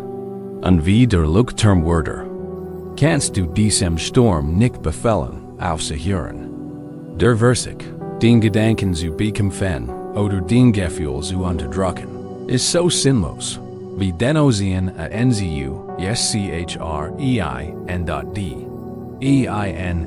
Aufgabe ist die gleich wie die des Leuchtturmwärters. Du musst den Teil von dir finden, der Leuchtturm ist, und dich die Latern deren kümmern. Der Turn im Sturm ist unsere Metaphor für Eigenes Bewusstsein. Dieses Bewusstsein ist der Teil von innen, der Gedanken wahrnimmt, ihre Emotionen spürt und ihren Körper spürt, ohne von innen mitgerissen zu werden. Es ist ein ruhiges, stetiges, allgegenwärtiges Licht. Wir vergessen so oft, dass es der ist. Wir glauben, wir sind der Sturm. Wir identifizieren uns mit den Wellen der Traurigkeit und den Winden der Angst. Aber wir sind nicht der Sturm. Wir sind der Leuchtturm, der den Sturm eingibt. Die Latern ist den Atem. Sie ist immer da. Ein stetiger Rhythmus unter dem Chaos. Achtsamkeitspraxis bedeutet, die Stufen diens eigenen Sein zu erklimmen, weg von den tosenden Wellen im Fuge des Terms. hinauf zum stillen lateralen Raum. Und in diesem Raum richtet die Aufmerksamkeit einfach auf das Licht. Du richtest die Aufmerksamkeit auf deinen Atem. Versuchen wir es jetzt. Lass dies ein Moment sein, indem du dir deinen eigenen inneren Rucksacksor aufbaust. Nimm den Haltung ein. Du musst dich nicht zur Ruhe zwingen. Der Sturm kann sein, wie ist. Lass die Wellen der Gedanken und Gefühle einfach kratschen, wie sie wollen. Du versuchst nicht, sie auszuhalten. Stiegen sie nun die Wendeltreppe hinauf. Lassen sie das laut Chaos der Gedanken enden. Mit jedem Schritt bügen sie sich nach innen und oben, hin zu einem Ort der stillen Beobachtung. Du betrittst den Ladenraum ganz oben in deinem Bewusstsein. Es ist still hier, auch wenn du den Sturm draußen durch das dicke Glas toben hörst. Mitten im Raum steht die große Lampe. Diese Lampe ist die Aufmerksamkeit. Wir richten sie nun auf das Gefühl deines eigenen Atems. Wenn dir den Atmen nicht, versuch nicht, sie tief oder langsam zu machen. Lass sie einfach so sein, wie sie ist. Und richt das Licht deines Bewusstseins darauf. Spür wie die Luft kalt und frisch in den Nase einströmt. Folge, wenn sie den Lungen füllt. Spür, wie sich Brust und Bauch sanft ausdehnen. Das ist das Licht. Atmen. Sieh dann auf die Pause am oberen Ende der Einatmung. Ein Moment der Stillheit, und dann spüren sie die Entspannung beim Ausatmen. Die warme Luft, die ihren Körper lässt. Das sanfte Ablassen, das Loslassen, das ist die Aufgabe. Du bist der Leuchtturmwärter, der die Flamme hütet. Wenn die Gedanken abschweifen, und das passiert oft, wenn du ein besonders laut Erinnerungswell gegen die Felsen kratschen hörst oder ein heftiger Sorgenwind die Fenster sitzen lässt. Lass dich nicht entmutigen. Das gehört zur Arbeit. Der Leuchtturmwärter lässt sich vom Lärm des Sturms nicht beunruhigen. Nimmt ihn einfach wahr und wendet sich dann sanft und geduldig wieder seiner Aufgabe zu. Zurück zum Reinigen der Linz. Zurück zum Kursen. De Dochts. Zurück zum Licht. Wenn du also merkst, dass den Gedanken in ein Geschäft oder ein Gefühl abschweifen, nimm es einfach bewusst wahr. Da weht der Wind. Da weht ein Well. Und dann lenkt die Aufmerksamkeit ganz sanft zurück auf das Einweg. Körperlich Gefühl deines Atems. Einatmen. Ausatmen. Jeder Atemzug ist ein langsam, stetige Rotation des Lichts. Leuchtend. Leitend. Du bist nicht der Sturm. Du bist die Still, die den Sturm heilt. Du bist das Licht, das in der Dunkelheit leuchtet. Das ist in heilendem Stadt der immer zur Vergebung. Je öfter du es besuchst, desto stärker und heller wird das Licht. Den Frieden hängt nicht von einer ruhigen See. Aber den Frieden ist das unerschütterliche Licht deiner eigenen Präsenz. Wenn wir uns darauf vorbereiten, den Laternenraum zu verlassen, sei dir bewusst, dass das Licht bleibt. Du hast es gepflegt. Es wird die ganz Nacht hindurch seinen stetigen, stillen Strahl leuchten. Ein Luftführer der Hoffnung inmitten des Wetters, das den Verstander sucht. Tragen sie dieses innerlichte mit sich und spüren sie sein still. Besten dich warm, stellen sie sich nun die Frage. Kennen sie die still, besten dich Flamme aus eigenen Bewusstsein spüren, selbst wenn der Wind der Gedanken sie herum weht? Nachdem wir unsere Innerladern, unseren festen Ort des Bewusstseins, gefunden haben, kennen wir uns nun einer der schwierigsten und am meisten missverstandenen Landschaften des Herzens nahen, dem Gebiet der Vergebung. Wir denken oft Vergebung sei etwas, das wir für tun, ein Geschenk der Vergebung, das wir ihnen gehören. Wir streben uns dagegen, weil es sich anfühlt, als würden wir sagen, was sie getan haben, war okay oder es hat nicht wehgetan. Dahaus spiritueller Sicht ist das ein tiefgreifendes Missverständnis. Vergebung bedeutet nicht, ein Tat zu dulden. Es geht nicht Verschnall. Es ist der radical, mutig und zutief selbstliebend AKT und vom Gift des Großes zu befreien. Es ist die Entscheidung, kein Gift mehr zu trinken und nicht mehr zu hoffen, dass der andere stirbt. Es ist der AKT, einen neuen Samen in einem Land zu pflanzen, das wir für ewig unfruchtbar Heil 10. Es gibt die Geschichte von zwei Bauern, die nebeneinander liegende Felder besägen, die nur durch ein niedrig Steinmauer getrennt waren. Der ein Bauer namens Cato war fleißig und freundlich und sein Feld gedieh. Der andere Bauer, Tenzin, war nie zufrieden. Empfand Catos Reich ernst als persönlich Beleidigung. Sein eigenes Feld vernachlässigte, der mehr seitdem verbrecht, verbittert aber die Mauer zu fahren, als seinen eigenen Boden zu pflegen. Eins Nacht schlich sich Tenzin in einem Anfall Boschafter, wo im Schutz der Dunkelheit auf Catos Feld, trug mehrere großzügige Saals bei sich und verbracht die ganz Nacht damit, das Saals auf Catos genem fruchtbaren Boden zu verteilen. Dadurch verwandelte das Gesamtfeld in ein GDE, wies ein Jud, Ofternis wachsen KONNTE. Am nächsten Morgen erwacht Cato ein Deckdiver Westen. Sein Lebenswerk war zerstört. Sein Herz war gebrochen, nicht nur wegen der Lusts seiner Ernst, sondern auch wegen der Boswilligkeit der Tat. Instinktiv wusste, wo es geten hat. Sein erster Impuls war flammend Wut. Wollte Rauch. Wollte Tenzins Feld brennen sehen. Sam ran seines gesalzenen Bodens und ließ einen ganzen Tag und ein Gans. Not lang dem Fluss seiner Trauer und Wut freien Lauf. Doch als der Zweit Sonnenanfang sein Gesicht wärmt, wusste, dass Rauch nur sein Seele versalzen wird, so wie Tenzin sein Feld versalzen hat.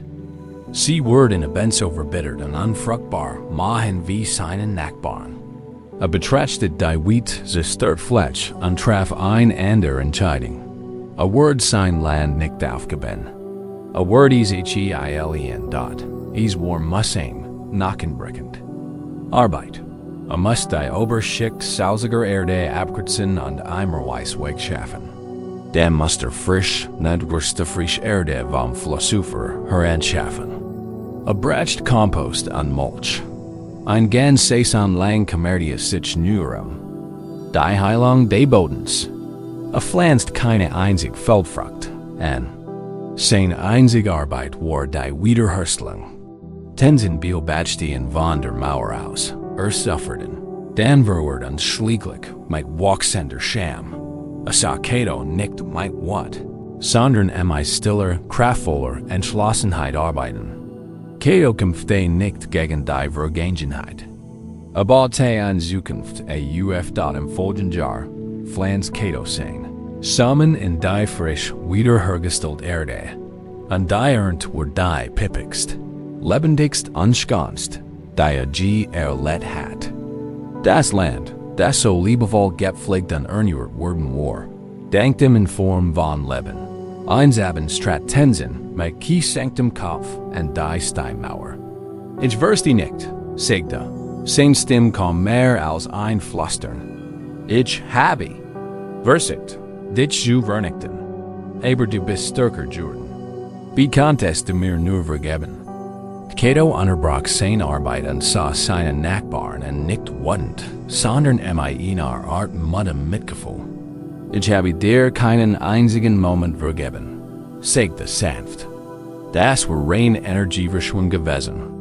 Mein ganz Energie habe ich darauf verwendet, mein Land zu heilen. Mein Vergebung war kein Geschenk an dich. Es war meine Entscheidung. Dienen has nicht in meinem Herzen Wurzeln schlagen zu lassen. Ich habe mich entschieden, meinen Garten zu pflegen, nicht meinen Groll. Das ist die Essenz wahrer Vergebung. Sie ist ein innerer Prozess.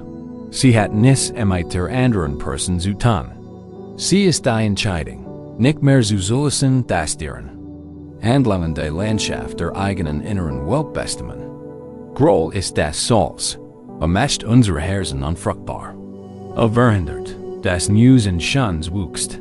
Vergebung ist der Akt des sorgfältigen Fernens des Selbstes. Nicht den Genigen freisprechen, der es dorthin gestreut hat, sondern unseren eigenen Boden wieder fruchtbar zu machen. Die Metaphor ist kraftvoll. Einen nun, Samen in gesalzen Erde pflanzen die. Gesalzen Erde ist den Hers. Nachdem is verletzt wurde. Is fühlt sich giftig und unfähig ein Leben zu tragen. Die Versuchung ist groß. Is einfach zu verlassen und für immer ein Jud zu erklären. Vergebung bedeutet, an die Möglichkeit der Erinnerung zu glauben. Is ist Hardarbeit die Selbst Mitgefühls, der Pflege der eigenen Wand, die Einbringens neuer. Grender Erfahrungen und Gedanken, bis der Boden des Herzens wieder bereit ist. Leben zu tragen und dort in der buddhistischen Tradition ist dies Praxis eng verbunden mit Methode, liebend gut. Und die Praxis von Metta beginnt immer bei uns selbst. Wir können anderen keine wahre Gut entgegenbringen, wenn unsere eigenen Herzen von selbst das oder Groll erfüllt sind. Vergebung ist daher der höchste Akt der nach innen gerichteten Metta. Sie bedeutet, sich selbst zu sagen, mein eigener Frieden und mein Wohlbefinden sind mir wichtiger als das Festhalten an diesem Groll. Ich werde einen fruchtbaren Garten in meiner Seele. Das ist nicht einfach. Es ist, wie das Gleichnis sagt, einseit harter Arbeit. Es geschieht nicht aber not. Es beginnt mit der Absicht. Beginnen wir also jetzt mit dieser Absicht. Denken Sie in stiller Reflexion in die Person oder Situation, durch Sie nicht vergeben. Keinen. Sem Sie die gesalzen Erde in Ihrem Herzen, den Ort, der sich aufgrund dieser Wangidi an Tat anfühlt. Erkennen Sie den Schmerzen. Erkennen Sie die Ungerechtigkeit an. Sie ist real. Stellen Sie sich vor. Sie halten einen einzelnen winzigen Samen in Ihrer Handfläche. Es ist kein Samen der Vergebung für den anderen. Es ist ein Samen des Friedens. Für Sie selbst. Es ist der Samen der Wunsches nach Freiheit. Es ist der Samen des Wunsches, dass Ihr eigenes Herz wieder fruchtbar und grün wird. Spüren Sie die Wurm dieses Samens. Steckt voller Potenzial. Ist die Zukunft. Betrachten Sie nun die salzige Erde Ihres Herzens. Sie sieht hoffnungslos aus. Aber Sie werden einen radikalen Akt Glaubens vollbringen. Sie werden einen kleinen Fleck finden, vielleicht so groß wie Ihr Handfläche, und das soll's vorsichtig entfernen. Sie werden diesem kleinen Fleck ein wenig frisch, freundliche Aufmerksamkeit schenken dort, und dann pflanzt du diesen Samen des Friedens an dieser Stelle. Du verlangst kein Wunder. Du erwartest nicht, dass aber not ein Wald wuchst. Du pflanzt einfach einen kleinen Samen der Absicht. Ich will frei sein. Ich will, dass mein Herz heilt. Und dann gießt du diesen Samen mit in einem einzigen Tropfen. Selbst Mitgefühl. Vielleicht ist dieser Tropfen der Gedanke. Es ist okay, dass das schwer ist. Oder, ich habe mein Bestes gegeben. Oder einfach, mag ich Frieden finden. Das ist es. Das ist der Beginn der Vergebung. Es ist das. Work eines einzigen Augenblicks. Es ist die Abwendung deiner Aufmerksamkeit von der Person, die den Feld gesalzen hat, hin zum Feld selbst. Es ist die Entscheidung, Leben zu kultivieren, nicht Bitterkeit. Tag für Tag kannst du in diesen kleinen Ort zurückkehren, an diesen Samen gehen. Und langsam, ganz langsam wird ein winziger grüner Spross spriegen. Und dieser Spross wird dir die Kraft geben, ein wenig mehr Land zu roden und einen weiteren Samen zu pflanzen. So wird aus einem jeden Feld wieder ein blühender Garten. Wenn wir diesen heiligen Akt des Pflanzens hinter uns lassen, Trage das Gefühl dieses winzigen, warmen Samens in deinem Herzen. Ist den Versprechen in dich selbst. Ist der. Beginn deiner eigenen Befreiung. Und halt dies Frage in deinem Bewusstsein. Was ist der erst klein Samen der Vergebung, den du heute für dich selbst pflanzen kannst? Wir haben uns tief in die tief emotionelle Arbeit der Vergebung vertieft.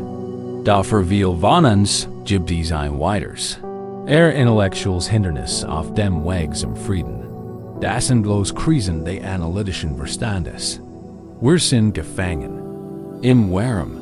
Warum haben Sie mich verlassen? Warum haben Sie mich nicht gerne geliebt? Warum muss das passieren? Wir glauben, wir werden frei, wenn wir nur die Antwort finden, wenn wir nur das logische Rätsel unseres Schmerzes lösen könnten. Wir hören uns unserem Leid wie ein Detektiv in einem Tatort. Such ein nach Fingerbrochen, nach einem Motiv, aber zu davon, dass ein rationale Erklärung uns einen Abschluss bringen wird. Doch manche Türen haben keinen Schlüssel. Manche Fragen haben keine Antwort. Und wahrer Frieden findet sich manchmal nicht im Leisen des Rätsels, sondern im radikalen Los, lassen dort in der Welt des Zen, gibt ein Meister einem Schüler oft einen Kohn, ist kein Rätsel. Ein Rätsel hat eine kluge Antwort, die, einmal gefunden, den Intellekt befriedigt. Ein Kohn ist ein Paradox Frage oder Aussage, die so konzipiert ist, dass sie für den rationalen Verstand unglücklich zu lösen ist. Sein Zweck ist dies, den Intellekt zu erschaffen, das logische Gehirn präzuleben, damit ein tieferes, intuitives Verständnis entstehen kann. Das berühmteste davon ist das vom Meister Hakuen, Akaku vorgestellt Kohn. Zwei Hand klatschen und Eisen Steth eingegusch. Wie klingt ein Hand? Stellen Sie sich einen jungen, brillanten Gelehrten wie der Mananch wird. Ist dies juend? Problem MIC seinem starken Verstand zu lassen. Hat alle Sutras gelesen und alle Lehren auswendig gelernt. Kommt zum Zen-Meister. Aber zut, Erlichten Erikens zu kennen. Der Meister gibt ihm dieses Kohn. Wie klingt das Klatschen einer Hand? Der Gellert kehrt in sein Seele zurück und beginnt nachzudenken. Das Gergusch einer Hand. Es muss ein Metaphor sein. Vielleicht ist es das Gergusch des Winds in den Kiefern.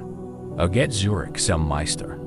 Meister, das Gergusch einer Hand ist das Flüstern des Winds. Der Meister sagt nichts, laut nur ein klein Glock und signalisiert damit, dass die Antwort falsch ist. Der Gellert ist frustriert. Geht zurück und denkt nach. Vielleicht ist es ein physiologisches Gergusch.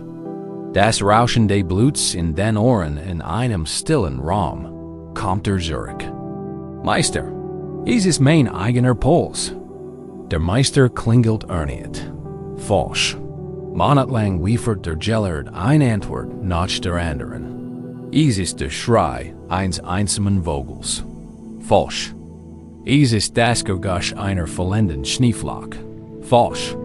Es ist die inner Schwingung des Universums. Falsch. Liefert poetische Antworten, wissenschaftliche Antworten, philosophische Antworten. Jedes Mal lutetis. Sein Intellekt ist zum ersten Mal in seinem Leben in einem Wand gestiegen, die nicht durchbrechen kann. Ist erschöpft, verzweifelt, sein brillanter Verstand ist völlig besiegt. Eines Tages, als in seiner Seele sitzt und die Suche nach einer Antwort völlig aufgegeben hat, wird sein Geist zum ersten Mal völlig still. Die verzweifelt Suche nach warum und was hört auf. In dieser tiefen, offenen Still sitzt am offenen Fenster. Ein einzelner Regentropfen fällt von der Dach drauf und landet auf einem Blatt. Plink in diesem Moment. Frei von der Notwendigkeit. Eine Antwort zu finden. Hört let die Welt direkt. Ohne den Filter seines eigenen Zwanghafen, den Stader, kehrt. Zum Meister Zurück. Der Meister sieht ihnen an, bemerkt die Vergebung in seinen Augen. Fragt, was ist der Klang einer Hand? Der Gellert sagt nichts, verbietet sich nur. Der Meister lächelt und nickt. Der Gellert hat das Kohn. Endlich, beantwortet. Beantwortet is, indem die Frage losliegt. Erkennt, das ist nicht darum ging, eine Antwort zu finden, sondern den Teil des Geistes zu überwinden, der dringend danach verlangt. Unser eigen zwanghaftes Warum ist unser persönliches Kohn. Warum ist nie zurückgekommen? Klingt wie das Klatschen einer Hand. Wir klatschen in beide Hand. Die Hand day, was ist passiert? Und die Hand day, was heit passieren sollen. Untersuchen den schmerzhaften Klang unseres eigenen Leidens. Der Verstand sucht nach dem Klang einer Hand, der einzigen, wirrenden Erklärung, die allem einen Sinn gibt. Das sie existiert nicht. Es gibt keine klare, eindeutige Antwort, die Wand in deinem Herzen Gemmels heilen Wort. Du kannst ja ein ganzes Leben damit verbringen, dem Meister in der möglich Antworten zu bringen. Ging, weil ein Narzisst war. Falsch. Ging, weil ich zu bedürftig war. Falsch. Ging, weil der Zeitpunkt falsch war. Falsch. Dies mag teilweise wahr sein, aber es sind nur Geschichten. Sie sind Produkt des Intellekts und werden dir niemals den Frieden bringen, nachdem du dich sehnst. Der Frieden kommt, wenn du, wie der Gellert, die Suche endlich erschöpft hast. Kommt, wenn du bereit bist, im offenen Raum von Weisnicht, Verstand. Dies ist ein radikaler Eckheit in einer Welt, die Gewissheit schätzt. Da der Nicht-Wissengeist ist ein Ort tiefer Freiheit und Potenzials. Wenn sie die Antwort nicht mehr brauchen, sind sie frei, einfach im Leben zu sein, so wie es ist. Sie sind frei, das Überleben, Plinks Regentrophens auf dem Blatt, ohne wissen zu müssen, warum Jeffeln ist dort. Der Gegusch einer klatschenden Hand ist unsere Metaphor für die unbeantwortete Frage, die sie gefangen hält. Es ist die Intellectual Puzzlebox, die sie immer wieder in ihrem Kopf dran und glauben, dass die Lösung ihres Schmerzes darin liegt. Lassen Sie uns kurz darüber nachdenken. Lassen Sie Ihren Geist zur Ruhe kommen. Lassen Sie nun Ihr Kohn aufkommen. Das ein großes Warum, das Sie verfolgt. Lassen Sie es in Ihrem Kopf weiterholen. Warum ist das passiert? Spüren Sie die Vertrautspannung, die Dämon einhergeht, die hektische Energie des Geistes, der Versucht, das Problem zu lösen. Dies ist der Geller in seiner Seele, der offen geht. Kann dies geistig aktivieren. Sie klar und deutlich. Sie, wie viel Lebenskraft sie verbraucht.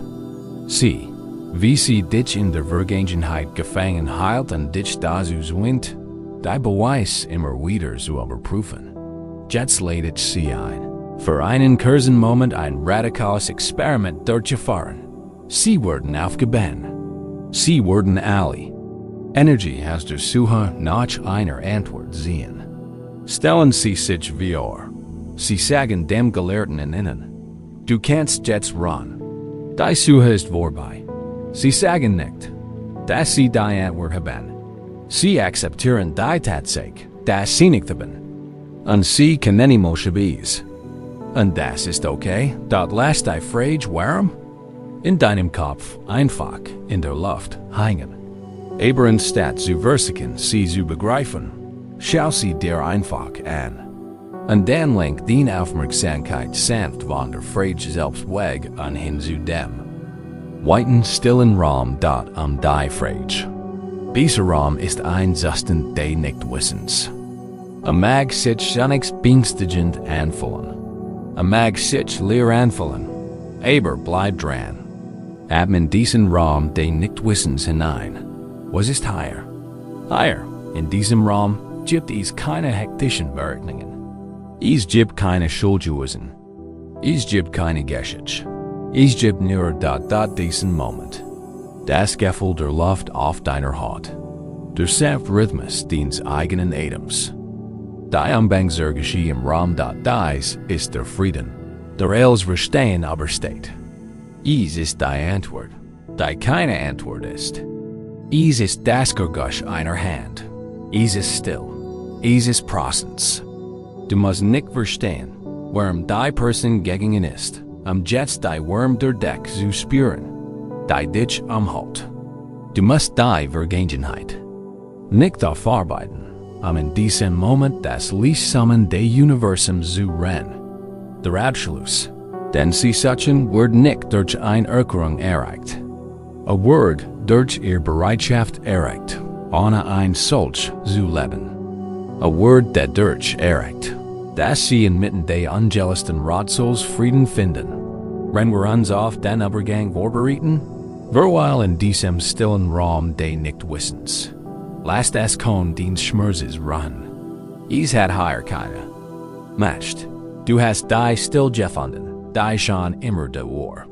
Und stell dir die Frage, welchen Frieden findet man, wenn man das Bedürfnis loslässt, als sie verstehen? Nachdem wir die Befreiung durch das Bedürfnis nach einer Antwort erkannt haben, betreten wir nun ein noch tiefer still. Unsere Reise war ein Reis der Wortgeschichten und inneren Dialog. Die Heilung und Abschluss kommen nicht immer. Durch Sprache. Manchmal sind Wort unzureichend. Manchmal können sie sogar im Weg stehen an die Geschichten, die wir loslassen wollen, weitertragen. In gemeinsamen Schweigen kann ein tief Kommunikation entstehen. Eine Verbindung, die gefällt als ausgesprochen Wort. In diesem Abschnitt geht es darum, diesen Frieden zu finden, nicht durch mehr Reden, sondern indem wir uns in einen sanften, reiner, achtsamer Prozess versetzen, den selbst und der Erinnerung und das Vergehen dort in der Tradition des Zen ist die Zeremonie oder dies ist higher ist mehr als nur Tee trinken. Es ist eine spirituelle Praxis, eine Meditation. Gest ist Prozess, achtsam und voller Intention. Gastgeber und Gast kommunizieren nicht durch Plaudern, sondern durch das gemeinsame Erleben des Rituals. Wie das Wasser eingeschenkt. Die das angeboten und empfangen wird. All das sind Formen tiefer Kommunikation. Stellen wir uns ein Geschichte vor. 2. Brüder hatten sich nach dem Tod ihrer Eltern zutiefst entfremdet. Es gab heftige Auseinandersetzungen das Erbe. Aber darüber hinaus gab es jahrelangen unausgesprochen Groll und unterschiedlich Trauerbalting, die eine Mauer aus Eis zwischen ihnen aufgebaut hatten. 5 Jahre lang sprachen sie nicht. Miteinander. Schließlich gibt der Tierbruder, der die Kunst des Teetrinkens erlernt hat, dem jüngeren Bruder eine schlicht, handschriftliche Einleitung. Darin stand lediglich: Kommen Sie mit mir zum Tee. Samstag bei Sonnenuntergang. Der jüngere Bruder, immer noch voller Wut, aber als Mutter zurückgeht, beschloss zu gehen. Da weiter Konfrontation, einen weiteren schmerzhaften Streit erwartet. Kam im einfachen Haus der älteren Brüder ernannt, wurden in ein kleines Kargezimmer geführt. Es gab keinen Tisch mit Essen, keine Ablenkung. Nur 2 Kissen auf einer Tatami-Mat und das schon. Einfach Besteck zum Teeko schon dat der Tierbruder sagt nicht. Es tut mir leid. Sagt nicht, wir müssen reden. Verbeut sich einfach und begann mit der Iman dot. Vermied die Dose mit dem grünen Teepulver. Sorgfältig. Wischte die Schälebi. Schöpfte heißes Wasser aus dem Eisenkessel. Die einzigen Geräusche im Raum waren das Liesklirren des Bambusbesens und der Keramikschale, das Flüstern des eingegossenen Wassers und das Rascheln ihrer Günder. Der jüngere Bruder sah angespannt da und wartete auf den Angriff. Daher blieb aus das Stattdessen rock den Sinn. Rock das frisch, gracie Jerome den Matcha. Biobatchti die Mutagen. Zuten Bugung der Hans Saints Bruders. Wie das Licht des späten Nachmittags auf den Boden fiel.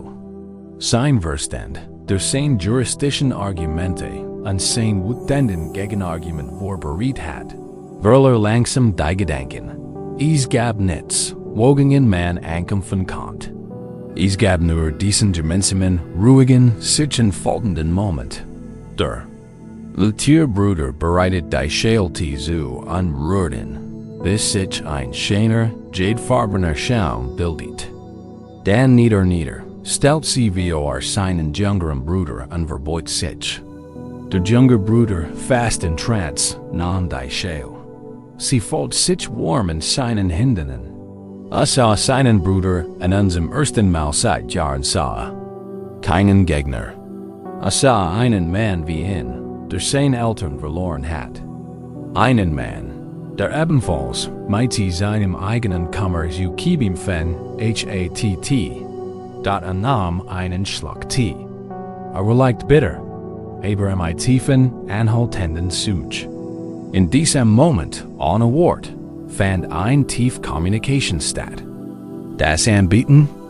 Die Tees war Einigkeiter damit an die Dienstes. Ich sagte, ich bin jetzt hier bei dir. Das Empfangen der Tees war Einigkeit der Akzeptanz. Ich sagte, ich bin bereit, jetzt hier bei dir zu sein. Das gemeinsame Schweigen war kein leeres. Ein angenehmes Schweigen. Es war ein Schweigen voller Präsenz, Respekt und einer gemeinsamen Menschlichkeit. Die tiefer ging als ihr Meinungsverschiedenheiten. Sie beendeten die Zeremonie schweigend. Als der jüngere Bruder sich zum Gehen bereit machte, sah nur in die Augen unverbeut sich. Die Eiswan war nicht durch Wort zertrümmert worden. Sie war durch die Wurm der gemeinsamen Achtsamen Gegenwart sanft geschmolzen. Die Heilung hat begonnen. Das still die Zeremonie ist unsere Metaphor. Sie ist eine Art, mit unseren eigenen schwierigen Erinnerungen an Emotionen am Suchen. So oft versuchen wir, es in unserem Kopf auszudiskutieren. Wir führen los, sich im Kreis drehen Diskussionen mit der Person, die verstorben ist. Wir versuchen, die Wunde Herzens mit der Logik der Wort zu heilen. Was wir, wenn wir stattdessen ein still die Zeremonie mit unserem eigenen Schmerz abhalten würden? Die Praxis ist eine Praxis reiner, sinnlicher Achtsamkeit. Es geht darum, aus der Welt der Konzept und Geschichten auszusteigen und die Welt der direkten, kralligen Empfindungen einzutauchen. Das ist der Kern der Lehre Buddhas, präsent zu sein mit dem, was ist, so wie es ist. Versuchen wir nun ein Kursfassung dieser Zeremonie. Eine Zeremonie mit uns selbst. Komm in deinem Körper an. Du bist Gastgeber und Erlebnis zugleich dieser Zeremonie. Der Gast ist dein ganzes Selbst. Dein Körper, dein Erinnerungen, dein Schmerz, dein Frieden. Der Gastgeber ist dein sanftes, achtsames Bewusstsein. Bereiten Sie als Gastgeber zunächst den Raum vor. Dies ist Ihr Körper. Nehmen Sie ihn wahr. Spüren Sie die Berührungspunkt mit der Oberfläche unter Ihnen. Spüren Sie das sanfte Gewicht Ihrer Glieder. Glitten Sie die Spannungsfalten auf Ihrer Stirn. Sie schaffen einen sauberen, schlichten und einladenden Raum für die Zeremonie. Bereiten Sie nun den Tee zu. Der Tee ist Ihr Atem. Schenken Sie ihm Ihr Wahl, ungeteilte Aufmerksamkeit. Der Gastgeber, Ihr Bewusstsein, beobachtet den Tee einfach. Achten Sie auf das Geräusch des Atems, wie ingegossenes Wasser. Achten Sie auf seine Temperatur. Achten Sie auf seinen Rhythmus. Sie beurteilen den Tee nicht und sagen nicht, das ist ein guter Atem oder das ist ein schlechter Atem. Sie würdigen ihn einfach, genau so, via ist als Gastgeber. Bieten Sie dem Gast nun den Tee an. Das bedeutet, dass Sie dem, was in Ihrem Erleben aufkommt, ist sanft, wortfrei Aufmerksamkeit schenken. Vielleicht kommt ein Gefühl der Traurigkeit auf. Das ist der Geist. Anstatt dies wegzuschieben oder zu analysieren. Halten Sie es einfach, so wie Sie ein Warmshell Tee halten würden. Sie spüren sein Warm, sein Energie. Sie bemerken sein Farbe, sein Qualität, und Sie lassen das sein, ohne dass anders sein muss. Sie befinden sich in stiller Gemeinschaft mit ihrer eigenen Traurigkeit.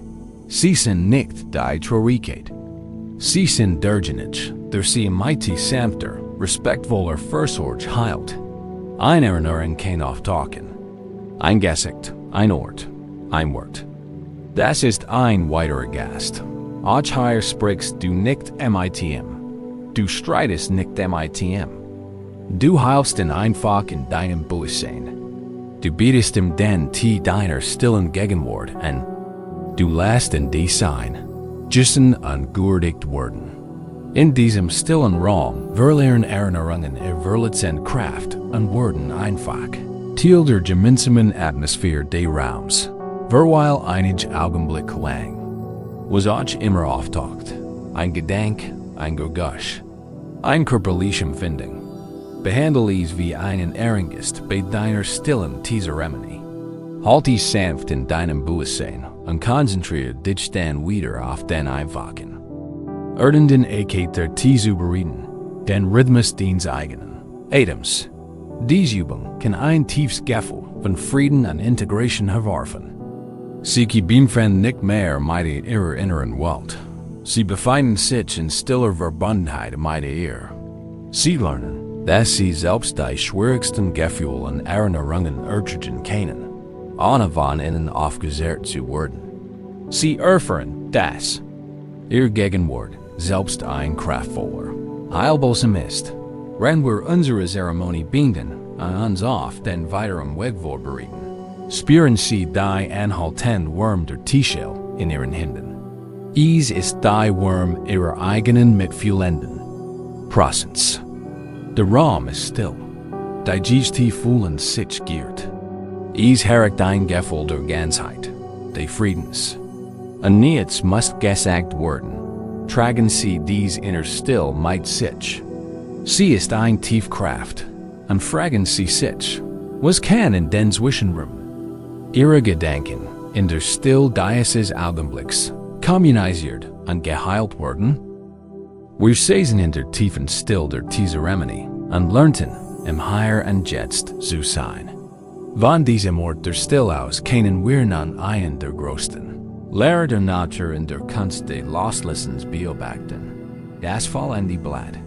Wir betrachten Loslassen oft als einen Kampf, einen Willensakt, einen Kampf gegen unser eigenes Festhalten. Wir versuchen, das Blatt vom Zweig zu reichen. Da die Natur sieht uns einen anderen Weg. Loslassen ist kein Kampf. Es ist ein Wortwahl, rechtzeitig hingab. Es ist ein Tanz mit dem Unvermeidlichen. Dieser Abschnitt ist ein poetische Meditation über diesen Prozess. Eine Einleitung. Uns mit der Weisheit der Geräusiten in Einklang zu beringen, dort lassen Sie Ihr Gedanken zu einem stillen Herbstwald werden. Die Luft ist frisch und kalt. Das Licht ist golden und gedämpft. Die Wild Energy des Sommers ist vorüber. Es stellt sich ein Gefühl friedlicher Wandlung ein Zyklus, der seinem natürlichen Ende entgegengeht. Hoch oben in einem Hornbaum wuchs ein einzelnes Blatt. Dieses Blatt ist unsere Geschichte. Den ganzen Frühling über war ein winzig, hoffnungsvoll Nasp voller Potenzial. Dann entfaltet sich zu einem leuchtenden, zarten Grün. Aber voller Leben, voller Chlorophyll. Sein ganzes Wesen widmet sich der Photosynthese, der Umwandlung von Sonnenlicht in Leben für den großen Baum. Tanzt im Sommerwind spürt. Die Wurm der Sonne auf seiner Oberfläche schmeckt den kühlen Regen. Verbunden, ein lebenswichtiger Teil des Ganzen. Dies war der Höhepunkt seines Lebens, der Höhepunkt der Beziehung. Es fällt sich bestwendig aus, wo der Sommer ewig dauert. Da nichts wird ewig. Als die Tiege kürzer und die Nacht kälter wurden, begann ein Wilderung. Botschaft aus der tiefen Weisheit des Baumes wurde an das Blatt gesandt. Die Zeit des Festhaltens nicht sich, dem an sie dort an der Basis des Blattstils begann sich ein spezielle Zellschicht zu bilden. Sie wurde Psychenschicht genannt. Sie ist die sanft biologisch Vorbereitung des Baumes auf die Freisetzung. Langsam ein Augenblick beginnt die Verbindung zwischen Blatt und Zweig zu lassen. Es ist ein bewusst natürlich Entkopplung. Dadurch verlangsamt sich der Wasser- und Nährstofffluss im Blatt.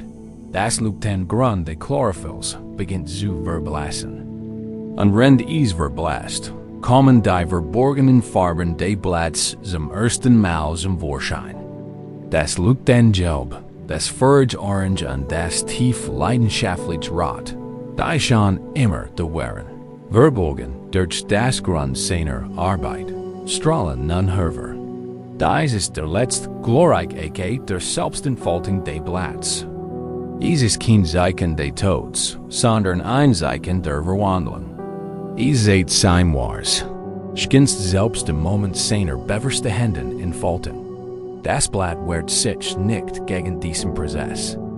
Es verflucht den Baum nicht, weil es abgest hat. Es klammert sich nicht verzweifelt und dann erst und schreit. Nein, not's nicht. Es vertraut der Weisheit des Kreislaufs. Es versteht auf sein still, blätterreich Art, das sein Zeit vorbei ist. Sein Zweck ist erfüllt. Und nun ist die Zeit, lassen dort es hängt durch, in seiner strahlenden, Vergänglichkeit, nur von wenigen zarten Fassern gelten. Es wartet. Es ist kein ängstliches Warten. Es ist ein geduldiges, friedliches Warten. Es wartet auf den richtigen Moment, auf die perfekte Preis. Und dann kommt es. Ein sanfter Windstoß, ein Süßer vom Himmel. Und das Blatt leistet keinen Widerstand. Es verkrampft sich nicht. Es lässt los. Es lässt den Zweig los. Sein einziges Zuhause. Sein einzig Lebensqual. Und es fällt.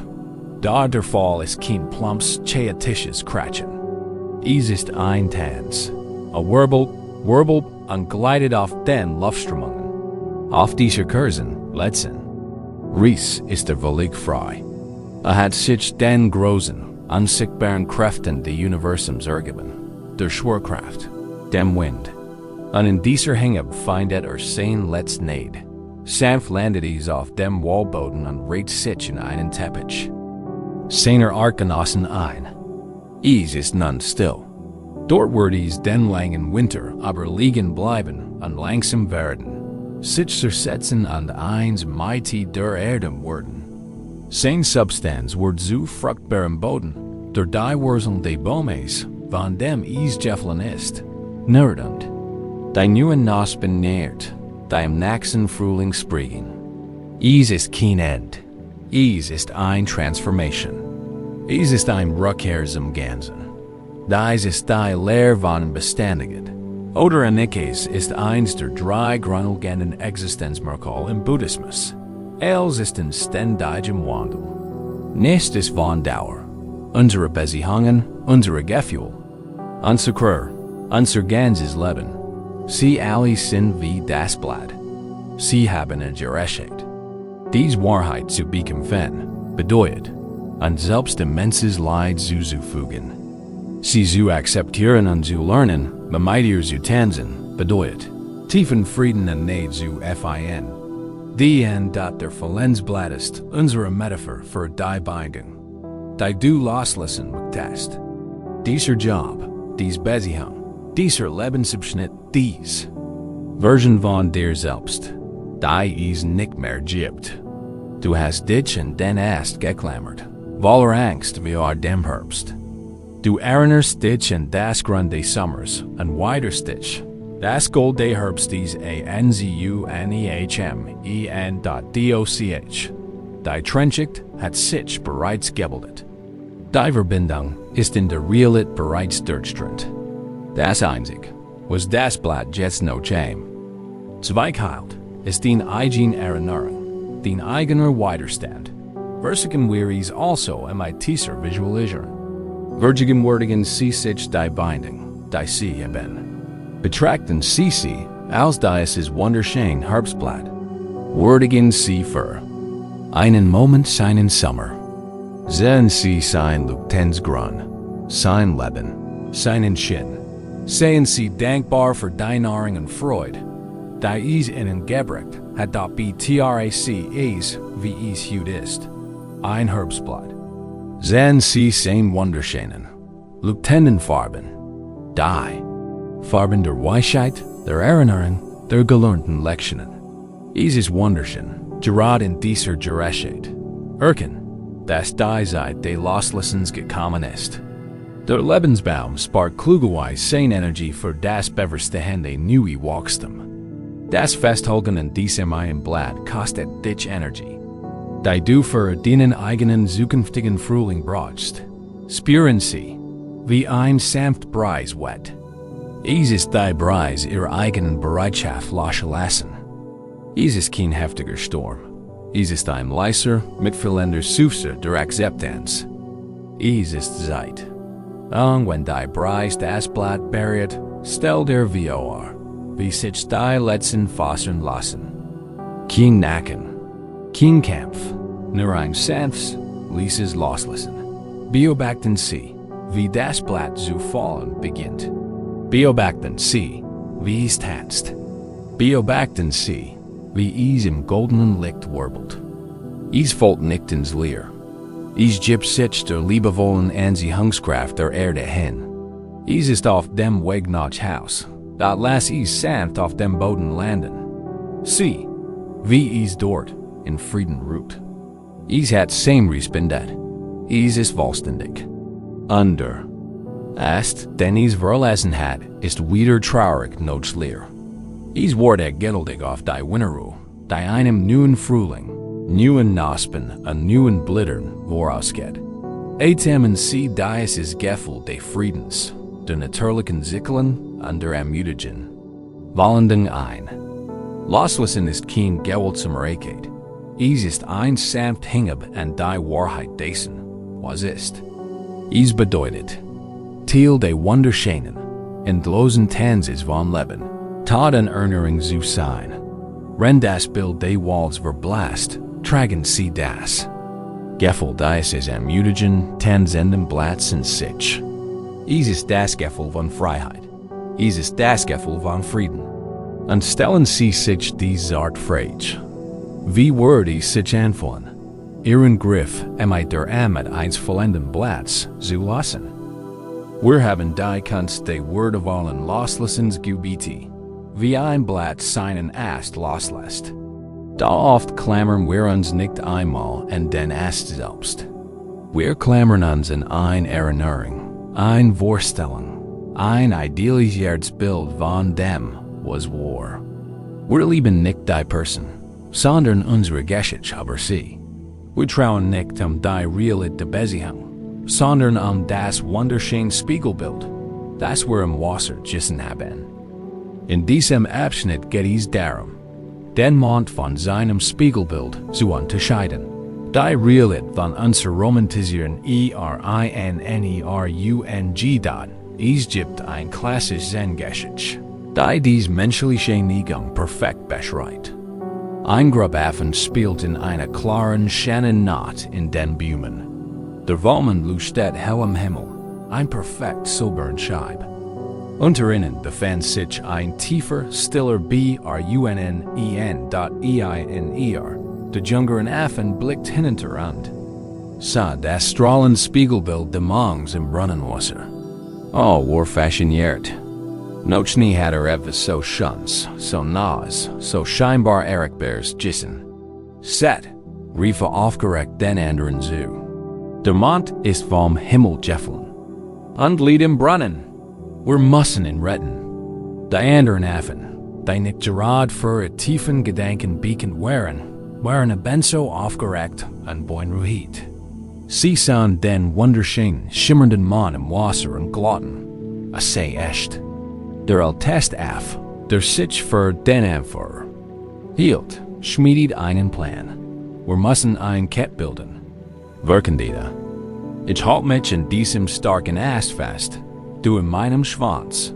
Und der nächst heilt sich in deinem Schwanz fest, bis hinter zum Wasser, und der letzt. Kann den Mond schnappen. Ich schien ein Belanti zu sein. Also begannen die Affen, ein Lebendigkeit zu bilden. Der erste Aff packt den Ast, ein anderer packt seinen Schwanz.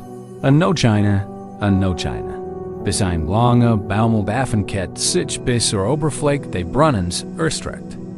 Der letzte Aff ganz unten streckt sein eifrigen Hand aus, den wunderschönen, und den Mond zu ergreifen.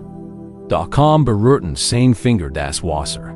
Zersprang das Spiegelbild in tausend schimmernd, verzerrte Stück.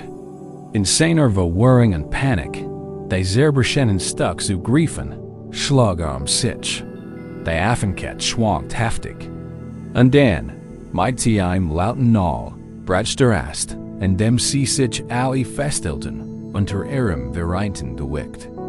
Die gesamte Affenkett stürzt kopfüber in den tiefen Brunnen und spritzt in dunklen Wasser. Sie bekamen den Mond nicht. Sie wurden nur nass, kalt und ängstlich. Der echte Mond hing natürlich immer noch ruhig am Himmel, völlig unberührt von ihren Trickten und dramatischen Bemühungen. Sie hatten alles riskiert, eine Illusion zu erfassen. Dies Geschichte ist einfach, aber tiefgreifende Allegorie für unsere eigenen Beinen. Man im Wasser ist unsere Seelentrail. Metaphor. Es ist die idealisierte Erinnerung an den Verstorbenen. Es ist die romantisierte Version der Beziehung. Es ist die Fantasie von dem, was heute sein können. Es ist wunderschön, es schimmert an es wirkt so real, so nah. Und wie die Affen. Dulden wir komplex Gedanken und Gefühlsketten, es zu begreifen. Der wahre Mensch, die wahre Beziehung, ist der Mond am Himmel.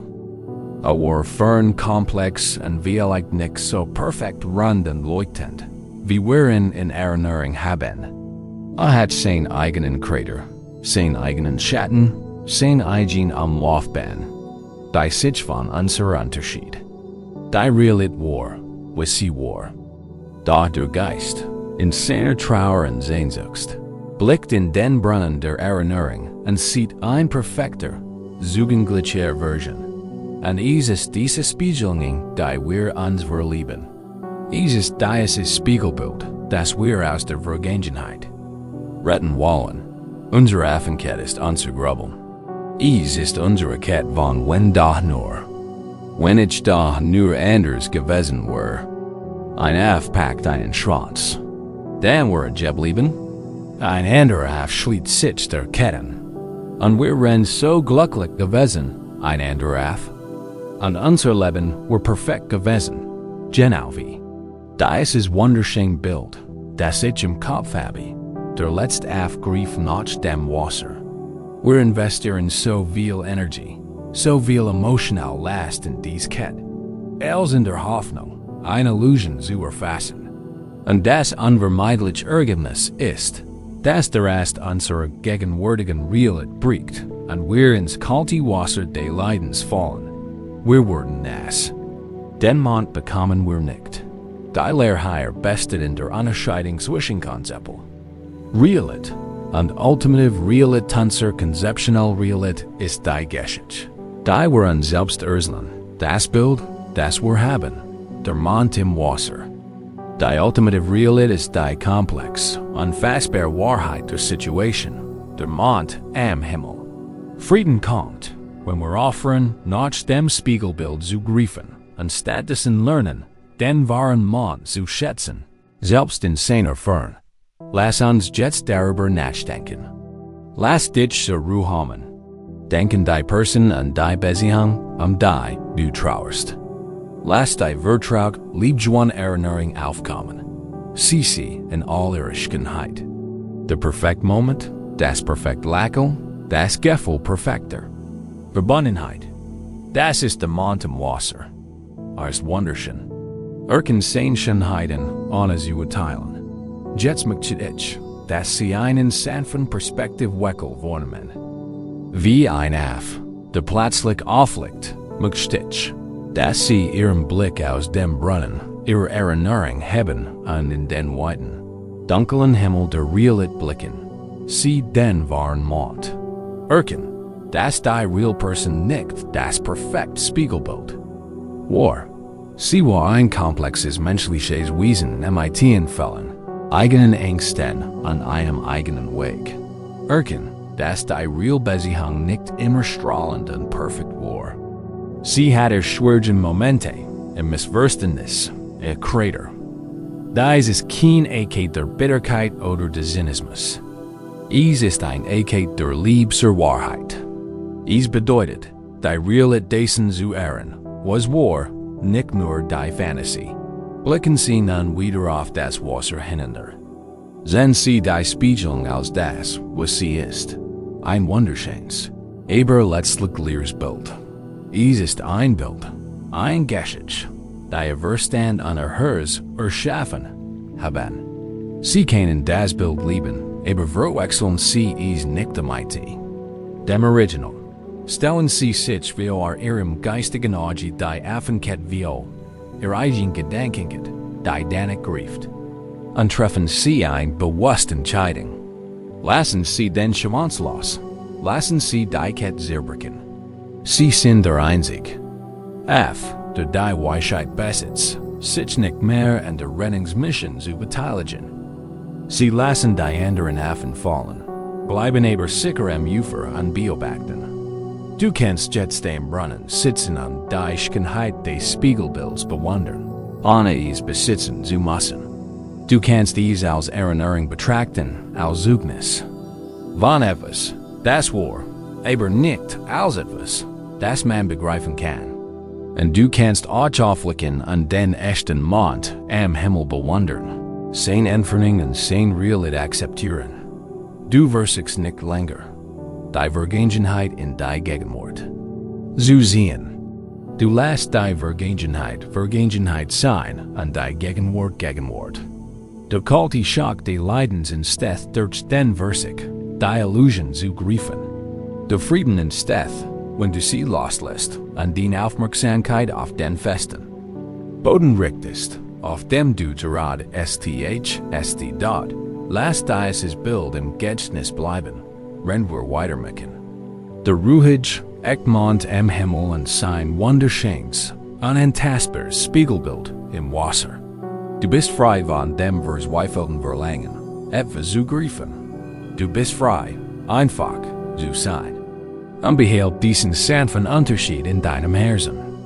Wenn du dich fragst, heilst du im Mond fest oder in der Erinnerung in sein Spiegelbild?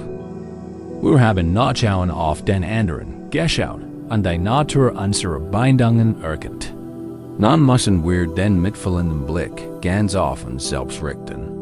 Ein Großteil des Schmerzes aber ein Ende ist mit Selbstvorwürfen verbunden. Ich heit mehr tun sollen. Ich heit das nicht sagen sollen. Wenn ich nur besser gewesen wäre das nicht passiert. Wir betrachten unsere eigene Rolle in der Geschichte und sehen nur Fehler, Irrtümer und Versäumnis. Wir fühlen uns zerrissen, gebrochen und beschämt.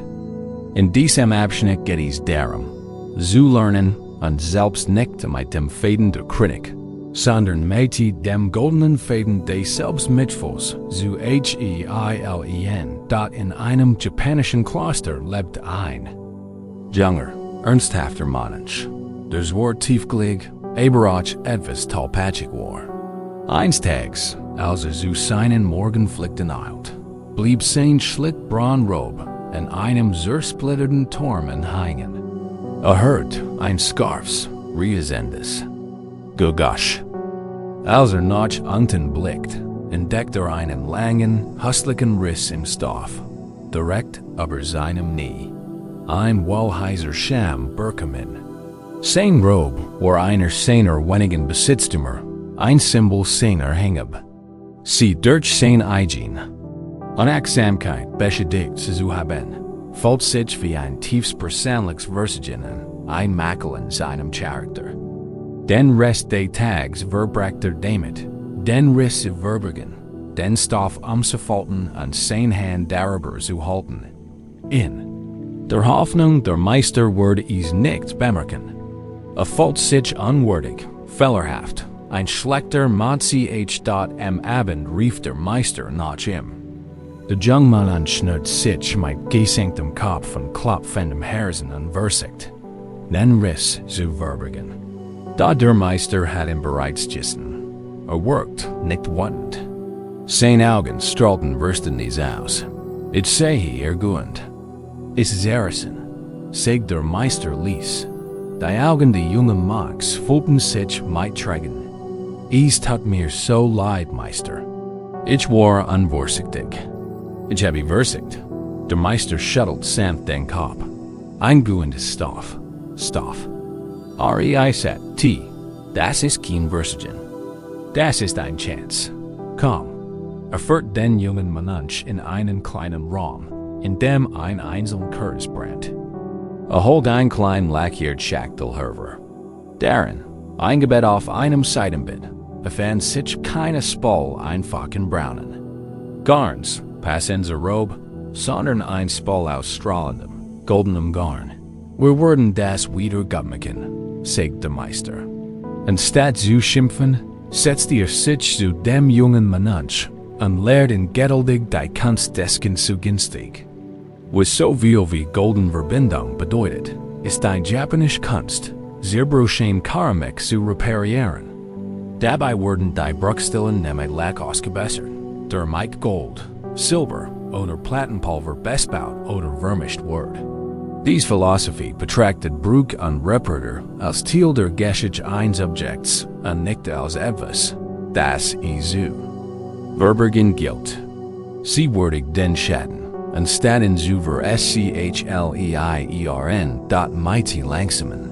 Examensticken begannen der Meister und der Mann, den Riss zu flicken.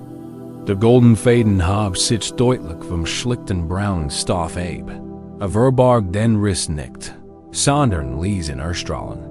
Verwandelt den Riss von einem Schandfleck in ein wunderschönes, kunstvolles Muster. Als sie fertig waren, hielt der Meister das Guen ho. Die golden Naht schimmert im Kerzenlicht.